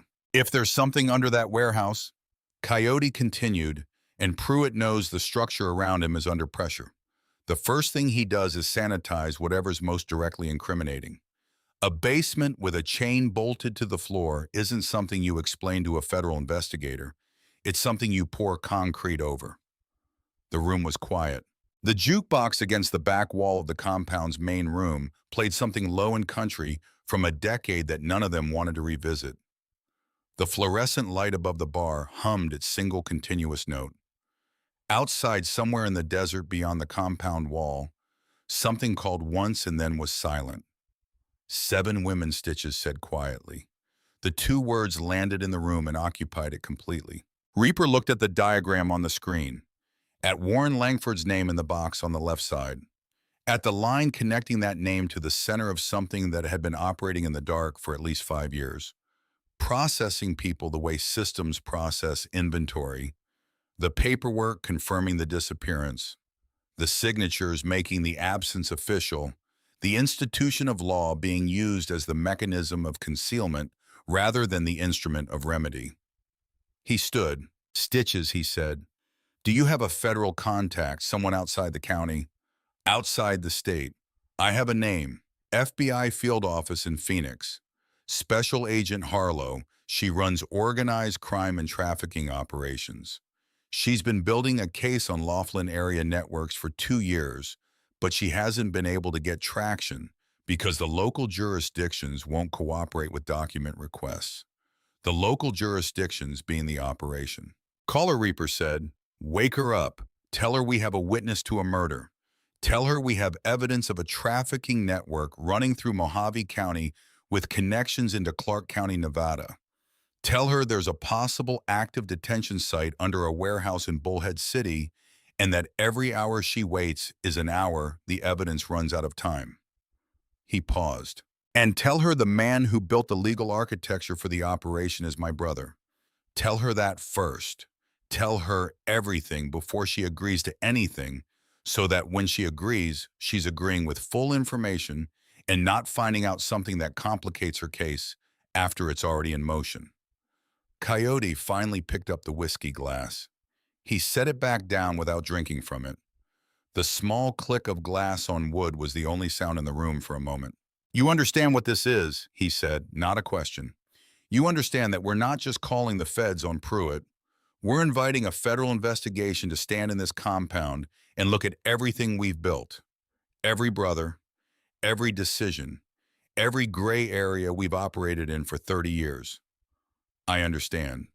And Warren, when this breaks, he sees your name. He knows it came from here." Reaper's jaw worked. The muscle in his temple tracked its rhythm once, twice, 3 times the physical metronome of a man measuring the distance between what he wants and what he knows. 26 years ago, he said, "I broke my brother's jaw in a parking lot because he asked about money at our father's funeral. I told myself after that the worst thing he'd ever do was that the selfishness was the ceiling, that he was capable of greed and coldness, but not of something worse." He looked at the screen, at the diagram, at the 7 names annotated in Stitch's careful shorthand, each one with a date and a last known location and a case number that led to Warren Langford's signature. "I was wrong," he said. "Blood doesn't mean anything unless you make it mean something." Warren made his choice about what his blood meant a long time ago. "I'm making mine now." He looked at Stitch's. "Caller." Stitch's was already reaching for the phone. The crash room door opened at 4 in the morning. The sound that came through it arrived before any word did preceding language. The way the shockwave of an explosion precedes its sound, reaching the nervous system before the mind has processed the source. It was thin and high and compressed the vocalization of a person who has been holding something for so long that the container has finally failed. And what came out through the failure was not words, but the raw material that exists beneath words. The frequency of a nervous system releasing everything it had been holding in suspension. Reaper was moving before the echo reached the wall. He covered the hallway in 5 strides and reached the doorway of the crash room to find Doc already there. One hand on Della's shoulder, the other holding a pen light he'd been using when she woke. Della was not looking at Doc. She was not looking at the room. Her eyes were open, but focused on something that existed in a different dimension than the cot and the concrete walls and the single overhead light. Something located in memory or in the nervous system's own archive of what it had survived. Her hands were working at the blanket the way hands work when the body needs to move, but the mind hasn't provided a direction, the searching, digging motion of someone trying to get through a surface to the other side of it. Then her eyes found Reaper in the doorway. The sound stopped.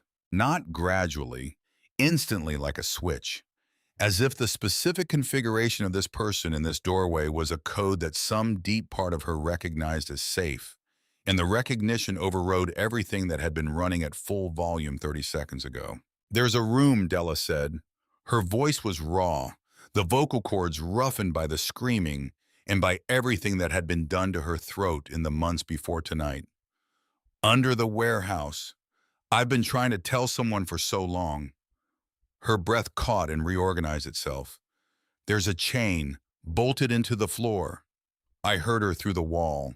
The woman 4 weeks ago, she was from somewhere east the way she talked, and she was asking for help, and then she stopped. Her mouth opened and closed. Her lungs made the shapes of the next words, and her throat made the sounds, but they didn't become language. because some things are too specific for language to carry, and what they require instead is the silence that comes after the attempt. Reaper crossed the room. He pulled the chair to the side of the cot and sat down in it, not reaching for her, not closing the physical distance beyond what the chair provided, because he understood from long experience that touch offered to a person whose body has been used against them arrives not as comfort, but as contact. And contact was the thing they needed to be able to choose rather than receive. Della, he said, look at me. She looked. You don't have to say it all now, but I need one answer, and I need it to be true, because what I do in the next hour depends on it. Her breathing was finding a lower register. The trembling continued the fine, sustained vibration of a body that has been in crisis long enough that calm and crisis have become indistinguishable from each other, but the frequency of it was settling. Is there anyone in that room right now? Her mouth opened. A long pause in which the question moved through whatever processes were still functioning at 4 in the morning after everything tonight had required. I don't know, she said. When I left the house the last time I knew for certain that was 4 weeks ago. But Calvin's had Delaney's situation to manage since then. If he was worried about exposure, he might have. She stopped. Or he might not have had time yet. If you coming tonight was a surprise, he might not have gotten there before. Reaper stood. He walked to the door and turned back once. You're safe in this room. Nobody comes through that door who isn't wearing my patch. That's not a figure of speech. That's a fact. Then he walked into the front room and looked at Stitches across the 2 open laptops and said, Did you reach Harlow? Stitches looked up. She's moving. Field office is assembling. She can be in Bullhead City by 9 if warrants clear through the Phoenix duty judge, which she thinks is possible given what I gave her. But she needs Della's statement, a recorded statement voice given voluntarily covering what she witnessed directly. Without that, she has intelligence and she has my analysis, and she has what amounts to a very well-organized set of suspicions. With it, she has probable cause and a federal judge signs by 6. Reaper looked at the crash room door. Then he looked at the clock above the bar, 4:17. If Pruitt got to the warehouse before Harlow got there with warrants, whatever was in that basement would not be in that basement when the warrants were executed. The chain would be removed. The cot would be gone. The floor would be wet concrete over anything that remained, and the case that Stitches had spent the night building would meet the same end as the 7 cases that Warren Langford had closed in 30 days or less. The same efficient conversion of evidence into absence that had been the defining operational feature of Pruitt's entire enterprise. Reaper walked back to the crash room. Della looked at him when he came through the door. She had pushed herself up to sitting on the cot, her back against the wall, the broken arm in its new splinting held against her chest. Her eyes were clearer than they had been 20 minutes ago. Not rested, nothing so simple as that, but reorganized, the look of a person who has come back from wherever the screaming took them and has found on the return that they are still themselves and still capable of decision. I need to ask you something, Reaper said, and I need you to make the decision for yourself, not because I'm asking and not because of what it means for anything outside this room, only because it's what you choose. She waited. Harlow, the federal agent, she needs a statement from you. Recorded, what you witnessed. Delaney, the room under the warehouse, what you heard, what you know. If you give that to her, she can move by morning. If you don't, she waits and Pruitt gets to the warehouse first, and whatever evidence is down there becomes concrete. Della looked at her hands, the one in the splint and the one that was free resting on the blanket over her knees. He'll know it came from me, she said. He already knows you left. That's different from testifying.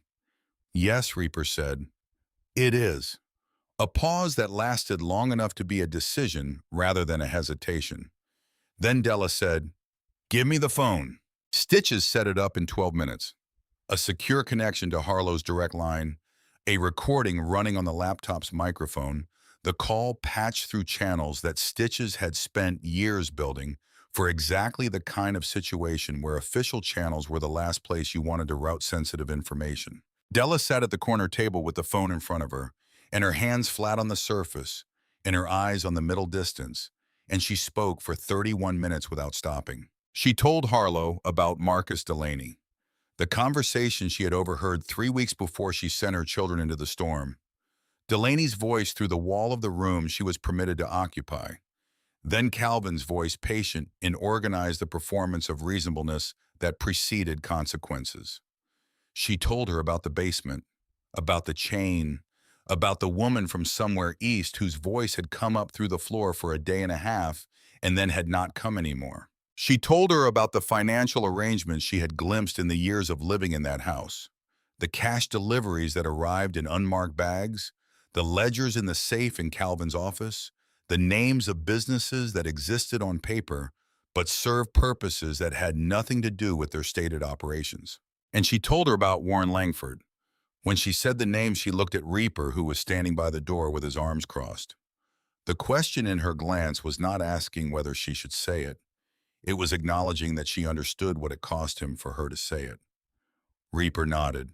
Della told Harlow about Warren Langford the way she told her everything else in the flat. Careful language of someone who has decided that accuracy matters more than comfort her own or anyone else's. The way Warren and Calvin spoke when they were together, not like a lawyer and a client, but like two architects reviewing plans for a building they were both responsible for and both proud of. The way Warren handled documents, his fingers moving through paperwork with the reverence of a craftsman who understood that paper was more durable than violence and more precise than threat, that a signature in the right place accomplished what force could not and left less evidence of the mechanism. When the call ended, Della set the phone down on the table and looked at it for a moment. Then she stood up and walked to the bathroom and closed the door. Stitches looked at Reaper. "Harlow's moving," he said. "She expects warrants cleared by 5:45 on the ground in Bullhead City, by 8:39 at the latest. She wants us to stand down." Reaper looked at the bathroom door, listened to the sound on the other side of it, the involuntary physical response to the act of speaking the unspeakable out loud in organized sentences for official consumption. "Did you tell her we would?" he said. "I told her I'd relay the message." Reaper pulled on his gloves, the leather compression around his hands familiar and grounding the feeling of something settling into its correct position. "Relay it," he said, "then watch us leave." They rode south at 6:14 in the morning. The desert was gold and rose in the early light, the storm-washed landscape catching the low sun at an angle that turned every wet surface into a mirror, and the standing water in the low points of the highway into stretches of hammered copper. The world had the scrubbed, almost painful clarity that follows hard weather, every edge defined, every color pushed past its usual register. The beauty that exists in the hours after violence has passed through a landscape, and the landscape has persisted. Three bikes tight formation, 70 miles per hour, the engines running in the synchronized harmony that develops between machines ridden together over years. Reaper on point, Coyote left flank, Mackie right as eyes in constant motion, never settling on any single point for more than 3 seconds. The discipline of a man who had learned in Fallujah that the angle you stop watching is the one that produces the result you didn't plan for. They reached Bullhead City at 7:05. Desert Ridge Trucking occupied a lot on the industrial south end of town, a corrugated metal building behind a chain-link fence with a gravel yard holding 4 box trucks and a flatbed. The office was a small structure attached to the main warehouse on the south side, connected by a short interior hallway. The sign on the fence was sun-faded to near illegibility. The gate stood closed, but the padlock hung open on the chain. Its hasp unsecured the lock hanging by its shackle from the chain link. Someone had been here recently and expected to return. Reaper pulled the bikes into the lot of a shuttered tire shop across the road, and they sat for 2 minutes watching. The gravel yard was still. No movement at the warehouse. No lights in the office windows. The box trucks had dust on their windshields, and one had a flat tire on the rear driver's side. The rubber deflated past the rim, suggesting they had not moved in days. "Could be empty," Coyote said. "Could be," Reaper said. Mackie was already off his bike. He stood at the edge of the lot with his eyes moving across the warehouse in the systematic pattern of a man assessing structure for entry and ambush points simultaneously. "Loading dock on the east side," he said.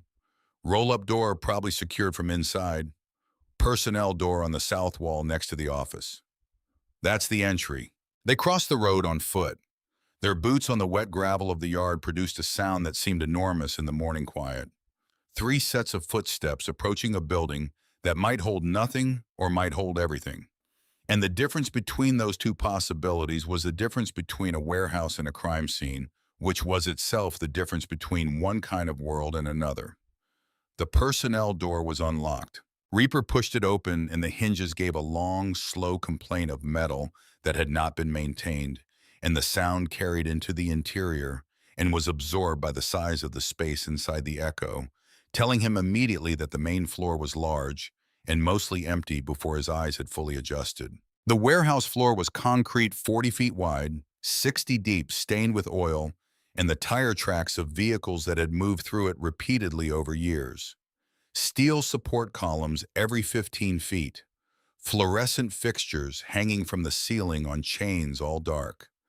Morning light entered through a row of clerestory windows near the roofline, throwing angular bars of pale gold across the floor in a pattern that looked like the shadow of something that was no longer there. Four box trucks parked nose to tail along the east wall, a workbench running the length of the west wall covered in tools and rags, and the disassembled components of a diesel engine that no one appeared to be actively reassembling.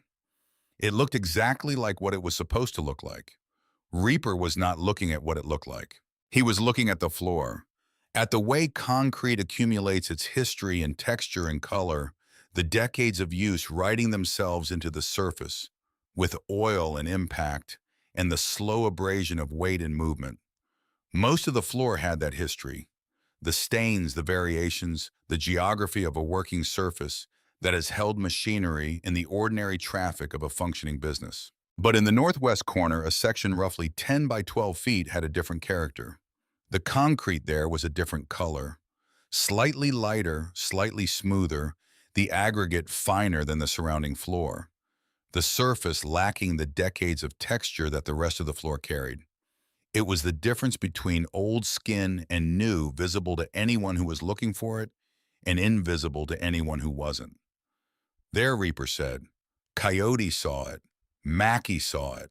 The three of them crossed the warehouse floor and stood at the edge of the newer concrete, and in the silence of the building with the distant morning sounds of Bullhead City coming through the walls, they could feel it. The presence of negative space beneath their feet. The architectural fact of a room that was not supposed to exist making itself known through the quality of the air and the resonance of the floor under their boots. Mackie found the access point, a steel plate set flush into the floor near the wall, its edges almost invisible against the surrounding concrete, disguised further by a rolling tool cabinet positioned over it. He moved the cabinet. The wheels rolled easily, recently greased a cabinet that was moved with regularity and had been designed to be moved. The plate was revealed. 3 feet square recessed handle, a hasp with a combination padlock through it. Coyote went to the workbench and came back with a pair of bolt cutters. The jaws found the shackle of the padlock and compressed, and the shackle parted with a sound like a gunshot, sharp and percussive, and the echo of it traveled through the warehouse and came back, changed, and in the draft that came up through the gap around the plate's edge when it was freed, there was a temperature and a quality that Reaper's body understood before his mind completed the analysis. He lifted the plate. Concrete stairs, 10 of them descending straight down into darkness. A single bulb at the bottom off. The walls were unpainted cinder block and moisture beaded on them, and caught the light from above in points that glittered when the air from the open plate disturbed them. Reaper went down first. At the bottom, he found the switch, and the bulb came on a bare 100 watts that threw hard shadows from everything it touched, and the room revealed itself. 15 by 20 feet. Ceiling 7 feet low enough that Mackie coming down behind him had to angle his head slightly. The floor was bare concrete, stained in places that Reaper looked at for 1 second and then did not look at again. Against the far wall, a cot with a thin foam mattress and no bedding. Against the near wall, a metal shelving unit holding water bottles, canned food, a first aid kit still in its plastic packaging, and a plastic bucket. A bucket. The chain was bolted to the floor beside the cot. 6 feet of heavy gauge steel chain with a cuff at its end, the kind manufactured for a specific purpose and distributed through channels that existed specifically because the purpose required discretion. The chain lay coiled on the floor. The cuff was open. The room was empty. But it had not been empty for long. The water bottles on the shelf, 3 of them partially consumed, still showed condensation on their surfaces. The foam mattress held a compression, the ghost shape of a body that had occupied it recently enough that the foam had not yet fully recovered the outline of someone curled on their side knees, drawn up the posture of a person, making themselves as small as the available space permitted. And on the floor near the cot, almost invisible against the concrete but present, when you looked at the right angle, with the light coming from the right direction, a footprint. Small, bare, female. Coyote stopped on the third step. He did not come further.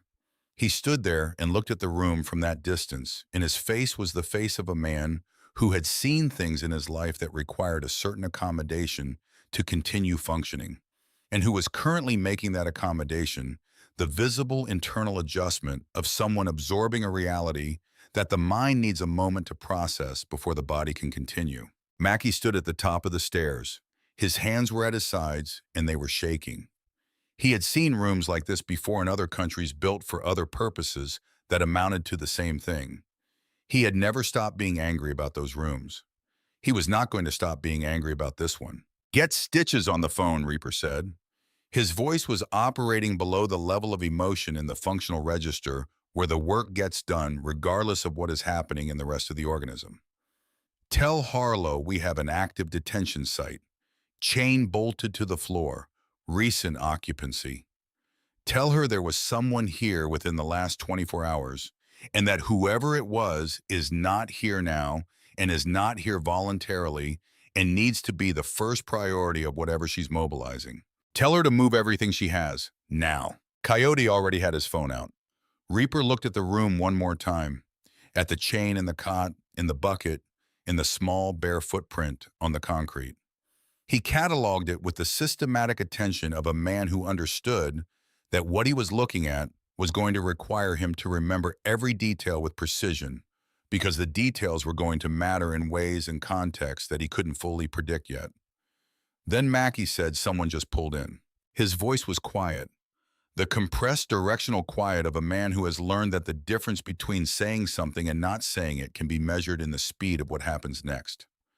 Reaper came up the stairs. Through the clear estuary windows near the warehouse roofline, the morning sun was catching the roof of a vehicle in the gravel yard. Black.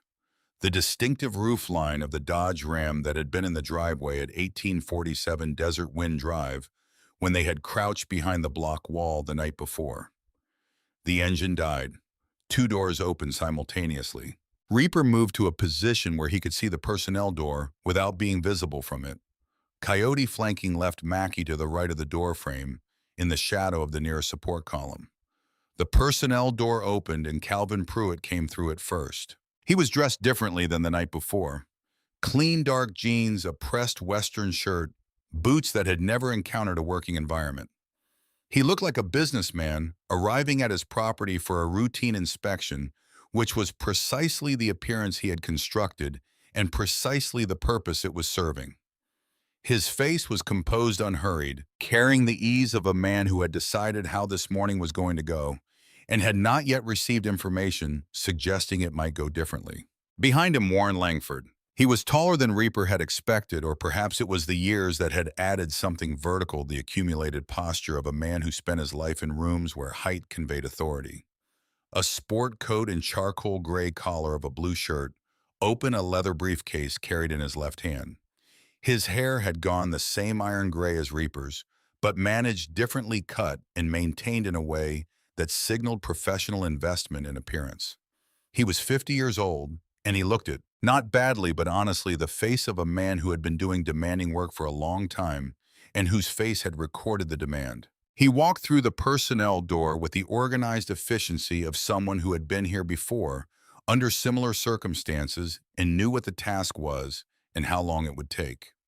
Then he looked up. and across 30 feet of warehouse floor, across the oil-stained concrete, and the bars of morning light from the clerestory windows, in 26 years of unbroken silence, Warren Vance saw his brother. His face went through what faces go through when they encounter the impossible. The rapid, involuntary sequence of recognition, denial, recalculation, and the exhausted arrival at acceptance that yes, this is happening, and no, it is not going to resolve itself by being disbelieved. It lasted less than 2 seconds, and then the professional composure reasserted itself, not fully, but enough to produce the appearance of control. He said one word: Marcus. Reaper's given name, the one on the birth certificate, the one his mother had chosen, and his father had shortened, and the road had eventually replaced entirely with something that fit better. He had not heard it from this voice in 26 years. The word landed in the warehouse with a weight that had nothing to do with its syllables and everything to do with what it carried. Reaper did not respond to it. Pruitt had processed the situation faster than Warren because Pruitt's assessment architecture was built for threats rather than recognitions. His eyes had moved from Reaper to Coyote to Mackey to the open steel plate in the floor and the stairwell beyond it, and the calculation running in those eyes was the rapid, cold arithmetic of a man determining the damage and its manageability. He walked to his office door and opened it and gestured for Warren to follow. Warren followed his eyes on Reaper until the doorway turned him. Reaper crossed the warehouse and stood in the office doorway. The office was small and functional, the workspace of someone who used it for transactions rather than occupancy. A desk, a phone, a file cabinet, a wall calendar. Warren had set his briefcase on a chair and was removing documents with the organized efficiency of a man conducting a task he had conducted before. His hands moving through the papers with the dexterity of someone who had spent a career understanding that paper was the most powerful material in the world because it could make things real or make them cease to be real, depending entirely on what you put on it and who signed it. Calvin Pruitt stood behind the desk. He looked at Reaper with the flat assessment of a man rerunning his numbers and finding that the variables had changed significantly since the last calculation. Reaper looked at Warren. He said 7 names, each one deliberate, each one placed in the air of the office the way you place objects on a surface when you want the surface to understand their weight. 7 women, their names sourced from Stitch's documentation, each one a person who had existed and then been processed by the machinery that Warren's signature had built and maintained. He said them, and he watched his brother's face receive them, and what he saw in his brother's face was not the face of a man who did not know the names. It was the face of a man who knew them better than Reaper did, who had handled the documentation of each disappearance with his own hands, and who was now hearing them spoken aloud in a room by a voice that knew what they were and why they mattered. Warren's hand stilled on the documents, and then Pruitt moved. The desk drawer opened in a single fast motion, faster than the size of him, suggested the motion of someone who had rehearsed this specific action in this specific setting for exactly this category of situation. His hand went in and came out holding a snub-nosed revolver chroma .38 that looked disproportionately small in his hand, but was not small in any of the ways that mattered. The barrel centered on Reaper's chest, at a distance of 8 feet. "Sit down," Pruitt said. Reaper did not sit.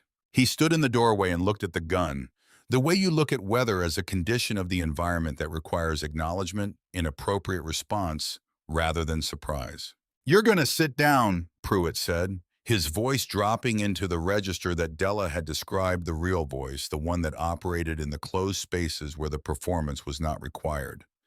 "And you're going to tell me where she is. And then we are going to discuss what happens when private citizens break into business property and interfere with lawful custody arrangements." Reaper looked at him. The recording of Della's statement was in Harlow's possession. The diagram that Stitches had assembled was already transmitted to the FBI field office in Phoenix. Diane Reeves had enough from the highway confrontation the night before to put Calvin Pruitt's name in front of a camera by this afternoon. The architecture of what Pruitt had built was already compromised at every load-bearing point. "You shoot me," Reaper said, And the federal agent who has been listening to your witness's recorded statement for the last 3 hours adds a murder charge to a federal indictment that's already in preparation. You shoot me, and the journalist who was on the phone last night runs the story she already has because there's no longer any reason not to. You shoot me and you confirm everything that woman told the FBI this morning in a recording that is already in the possession of people you cannot reach. He paused. Or you put the gun down and you sit in that chair and you wait for the people who are coming. And maybe you get to make your case. Maybe you get a lawyer who can find something worth arguing. Maybe. Pruitt's gun hand was not steady. The involuntary oscillation of a man whose body was running two contradictory programs simultaneously. The program that said this is still manageable, and the program that said it isn't, and neither one winning clearly enough to produce a decisive output. Reaper turned to his brother. Warren, he said, not Langford. The name their mother gave him, the name that connected them to the same kitchen table, the same backyard in Flagstaff, the same father who used to hum while he cleaned his boots, an old song without a name, and who had died waiting for paperwork to clear. You have one chance to walk out of this room and be my brother instead of his lawyer. One chance right now. It doesn't come again. Warren's hands were still on the documents. His eyes moved from Reaper to Pruitt to the gun to the open briefcase to the papers he had been in the process of removing when they walked in. And whatever calculation he was running, it was the most expensive one of his life, because he could see clearly what each path cost and was being required to choose in real time with no preparation. And then from outside the warehouse walls, from the gravel yard and the road beyond the fence, a sound. Low at first, building. The harmonic of V-twin engines that is unlike any other sound produced by any other machine or phenomenon, a sound that carries information in its frequency beyond the simple fact of engines running the information of formation and intention and the meaning of many machines moving together in the same direction for the same reason. Not three, more, many more. Stitches had made a call that Reaper had not authorized, and had made it because 19 years of watching this man had taught him that there were situations where authorization was a courtesy that the situation could not afford, and this was one of them. The message had gone out to every patch member of the Dust Reapers within 2 hours of Bullhead City, and the message had said one word, and the word had been enough, and now they were arriving. Warren looked toward the sound. He looked at the documents in his hands. He looked at Reaper. And then Warren Langford, whose real name was Warren Vance, whose brother had broken his jaw in a parking lot 26 years ago over the question of what a man's obligations were to the people who had made him drop the documents. The papers came apart in the air and settled to the office floor in a silence that was somehow louder than the engines growing outside, and Warren stepped away from the briefcase and walked toward the door. And when he passed Pruitt, he did not look at him. And when Pruitt said his name in the voice that had managed every situation for 5 years, Warren did not stop. He walked through the office door and into the warehouse. The gun tracked from Reaper to the doorway and back. Pruitt's face had lost the courtroom register, lost the composed businessman, lost every constructed layer that had been built over the years to present a particular face to the world. And what remained underneath was something older and less organized. The face of a man who has built his entire architecture on the assumption that the systems he controlled would hold, and who was watching them fail one component at a time. The engines outside multiplied. Gravel moved under tires. The vibration of many machines idling reached the warehouse through the floor and the walls simultaneously. Pruitt looked at the gun, looked at Reaper, looked at the window where the shadows of men were moving across the gravel in the morning light. Many men positioning themselves around the building with the unhurried patience of people who had decided the outcome and were simply ensuring the geometry of it. The gun arm lowered. Not a dramatic gesture, not a collapse. The arm lowered the way structures lower when the decision to maintain them is no longer being made gradually and then completely obeying physics rather than will. The .38 came to rest on the desktop. Pruitt's fingers opened. He sat down in his chair and put both hands over his face, and the sound that came from behind those hands was not crying and was not screaming, but was the sound that fills the space between them, The vocalization of a man who has just watched the thing he built for years come apart in one morning, and who has arrived at the moment where there is nothing left to manage and no performance left to give. Reaper stepped into the office. He picked up the 38, rotated the cylinder, removed 5 rounds in one empty chamber into his palm, closed the cylinder on nothing, and set the unloaded weapon at the far edge of the desk. He pocketed the rounds. Then he walked out and left Calvin Pruitt sitting in his office with his hands over his face, and no weapon, and no paper that could be filed, and no deputy he could call, and no version of the next hour that looked like any of the hours that had come before. Warren was sitting on the warehouse floor against the west wall, his legs extended, his hands on his knees, his briefcase upright beside him with the documents inside that he had not removed, the task abandoned mid-execution. The sport coat was wrinkled. The professional posture was gone. He was 50 years old, and he looked smaller than that, the way people look smaller when the thing they've been inhabiting collapses, and what remains is just the person inside it. Reaper stopped 3 feet away. He looked down at his brother in the morning light from the clerestory windows, the same light falling on both of them. And for a moment they were simply two men who shared a jaw and a set of early memories in the hands of their father, and the 26 years and everything in them existed alongside that shared origin without resolving it or erasing it. It started small, Warren said. His voice was stripped of everything that had been constructed over years of professional use. What remained was the voice from before the suits, before the career, before the parking lot and Flagstaff. The voice of the brother Reaper had known when they were both still becoming whoever they were going to be. One case, a woman in Laughlin who Pruitt said had left on her own. He needed someone to handle the paperwork correctly to make it official. I told myself it was probably true, that I was filing what was already the case. But you knew. Warren's hands pressed harder against his knees. The knuckles went pale. I knew after the second one.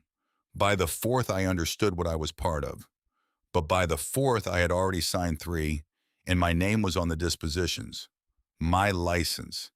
Everything I had built. If I stopped, the previous cases surfaced. And everything I'd built, He stopped. Reaper said, everything you'd built. The words were not an accusation. They were a mirror. Warren looked at them in the mirror and did not look away, which was the first honest thing Reaper had seen from him since they were young enough that honesty was the default rather than the exception. I'm going to testify, Warren said.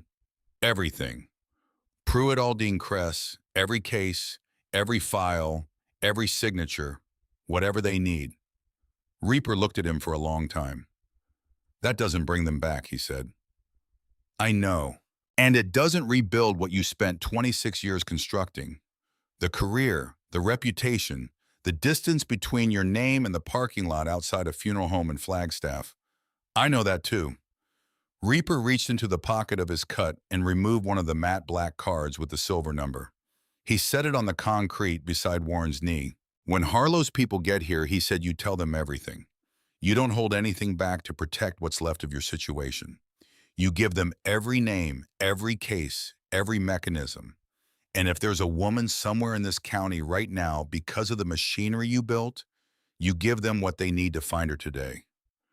Warren looked at the card. He nodded. Once small, the motion of a man accepting a debt he cannot pay, but is no longer pretending he doesn't owe. Reaper straightened. He walked through the warehouse, past the workbench, past the open steel plate, and the stairwell that descended to the room he would not be able to forget, and out through the personnel door into the morning. The sun was fully up and the gravel lot was full. 13 patched members of the Dust Reapers MC. Their bikes ranged along the fence line, their leather cuts catching the desert light in matte black and silver. They stood by their machines with the easy patience of men who had ridden through the pre-dawn dark because someone they trusted had needed them to, and who required no further explanation than that. Coyote was standing apart from the group near the road, a cigarette burning between his fingers, his eyes on Reaper as he came through the door. Pruitt's in the office, Reaper said, unarmed, waiting. Warren's on the warehouse floor ready to talk. Coyote took a long draw on the cigarette. The smoke moved straight up in the still morning air before the breeze took it. He stood in the gravel lot until the sedan was gone from sight. Then he turned back to the men in leather waiting by their machines, and what he saw in their faces was not a question. It was the answer to one. He nodded once. They nodded back. It was enough. And now Coyote said, "Now we wait for the people with the authority to finish it." Agent Harlow's convoy arrived at 8:47. Three black Suburbans and a sedan moving in the controlled, purposeful formation of vehicles carrying people who were accustomed to arriving at situations already in progress. They pulled into the gravel lot and the doors opened, and the agents came out with the efficient choreography of a team that had discussed the entry before executing it. Harlow came out of the sedan. She was shorter than her voice, 5'5", dark-haired, with eyes that processed what they found with the visible, continuous intensity of someone for whom observation was not a choice, but a condition of being. She walked directly to Reaper. "You were told to stand down," she said. "There was a basement," he said. She looked at him. The look lasted 3 seconds and contained a negotiation between institutional expectation and operational reality that resolved itself in the direction of reality. "Show me," she said. He showed her. He led her through the warehouse and down the concrete stairs and stood at the bottom while she took in the room, the chain, the cot, the watermarks on the shelf bottles, the small bare footprint on the floor. She stood in the room for 45 seconds without speaking. Then she came back up the stairs, and her face was set in the way faces set when the professional training is doing the work of containing what the person underneath it is experiencing. She made 2 phone calls that Reaper could not hear clearly, and then she came back. Calvin Pruitt was taken out of the office in handcuffs at 9:15, walking across the gravel with his head angled down and his shoulders carrying the collapsed posture of a man whose body had already accepted the accounting that his mind was still working through. Warren walked out voluntarily 20 minutes later. No handcuffs, cooperating witness. And when he passed the row of Harleys and the men in leather who stood beside them, he looked at none of them except Reaper. And that look was the last communication between them, brief and complete, and containing everything that 26 years and 7 women in a parking lot in Flagstaff had produced. And then Warren got in the sedan, and the door closed, and the vehicle moved out of the gravel lot and onto the road, and became smaller in the distance until the desert absorbed it.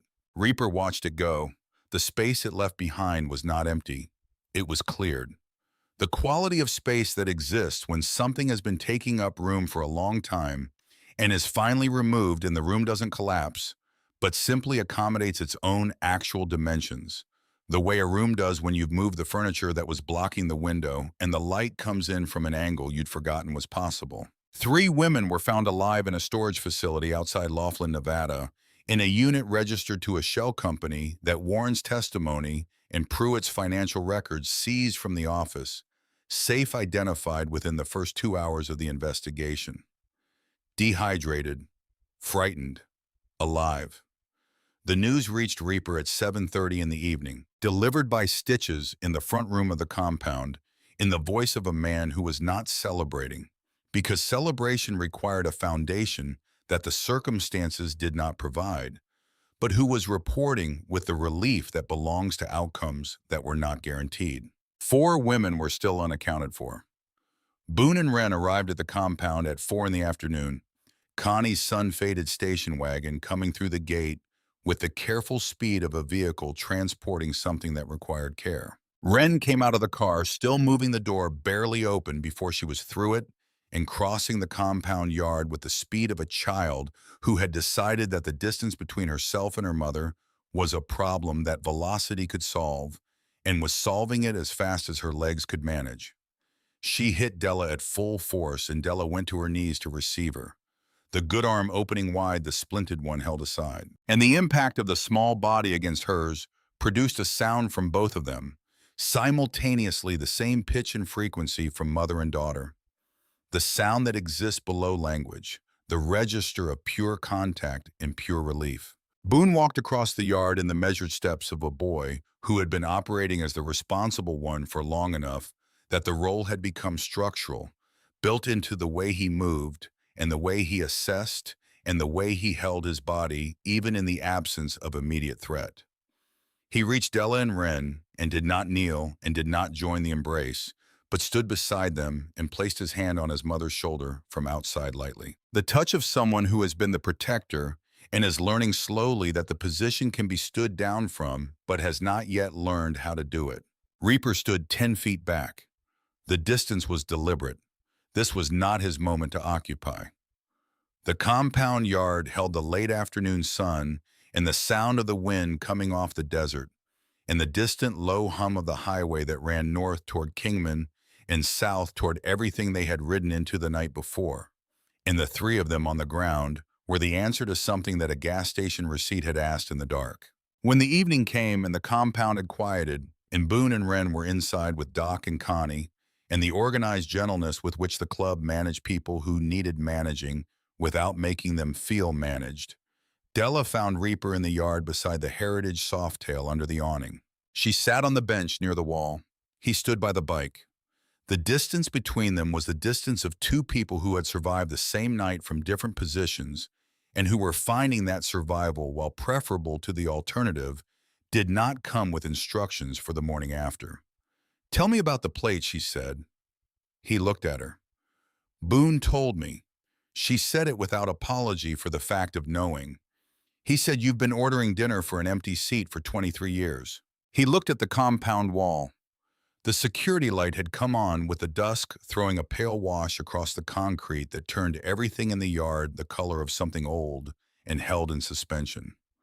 "My son," he said. The words came out with the weight they always had when he spoke them, which was almost never. Each one place not thrown. Tyler.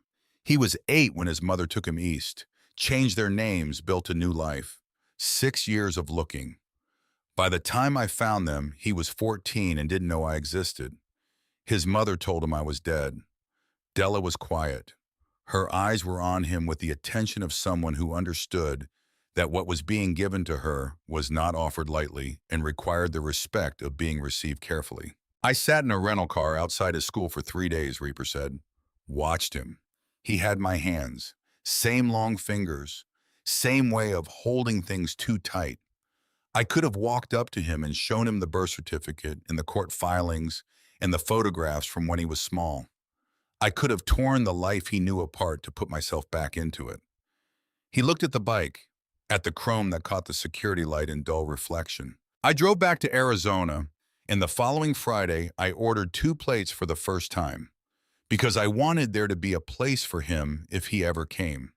If he ever found out I was real and decided that finding me was something he wanted to do. I didn't know if he would. I still don't.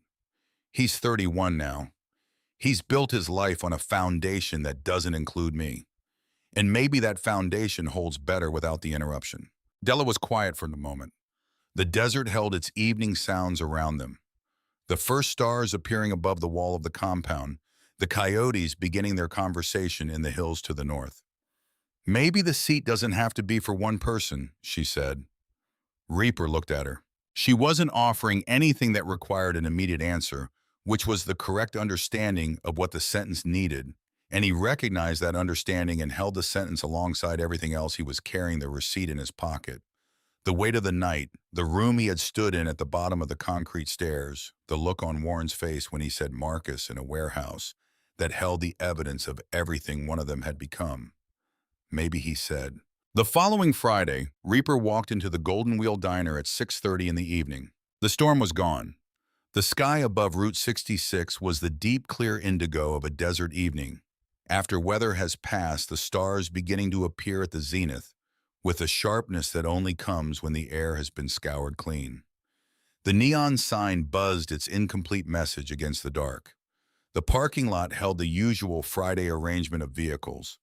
The trucker's rig, the motel guest rental cars, and in the spot under the awning where the Heritage Softail had stood every Friday for 23 years, the Heritage Softail. Connie was behind the counter. She saw him come through the door, and her hands moved to the coffee pot automatically, the 23-year habit, and she had it poured and on the counter of the corner booth before he had reached the table. Black, no sugar.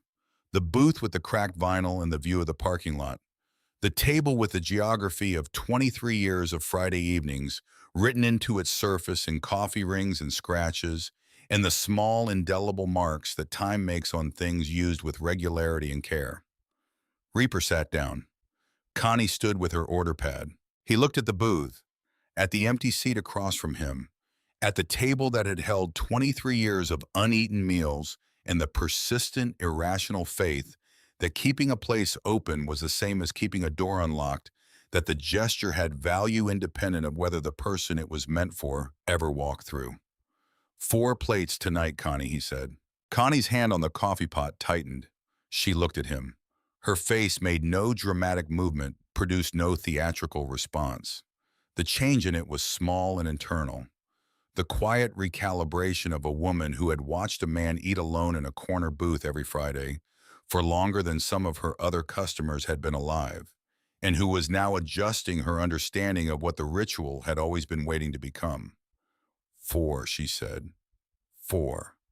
She went to place the order. 20 minutes later, the door opened and Boone came through first. He paused inside the doorway in the old way, the scanning sweep across the room, the systematic assessment of space and occupants and exit points. But it was slower now. The urgency had left it.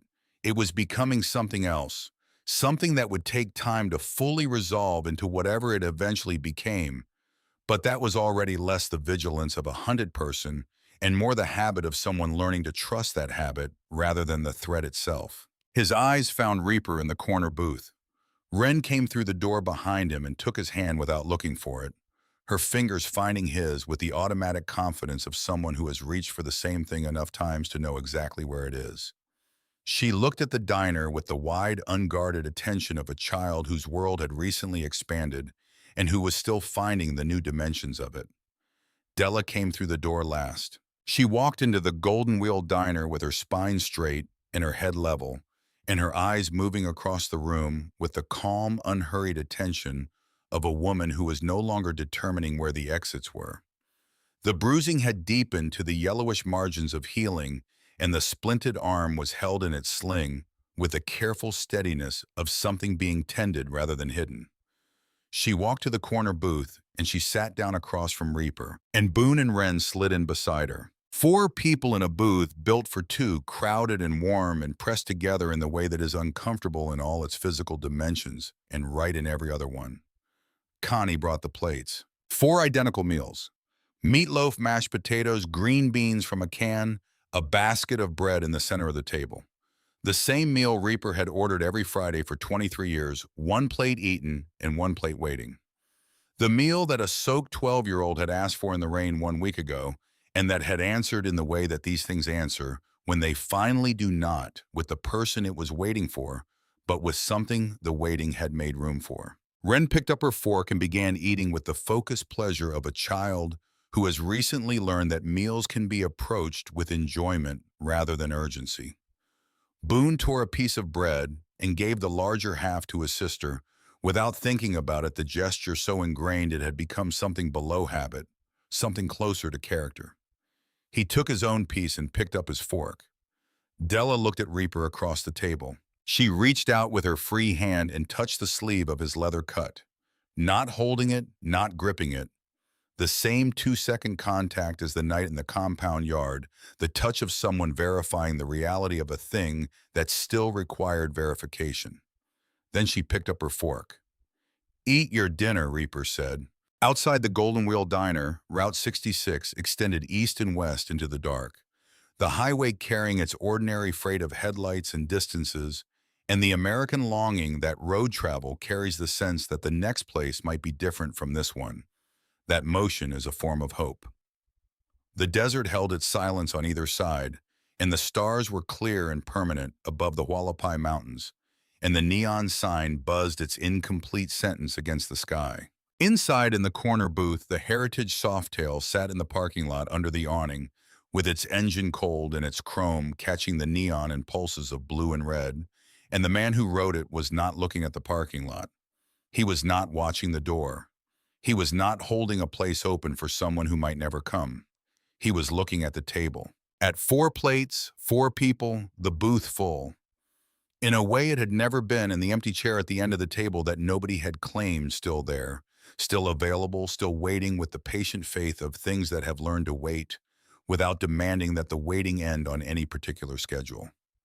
The second plate was gone. The seat was full. And the Friday that had been a ritual of loss had become, without announcement or ceremony, simply dinner.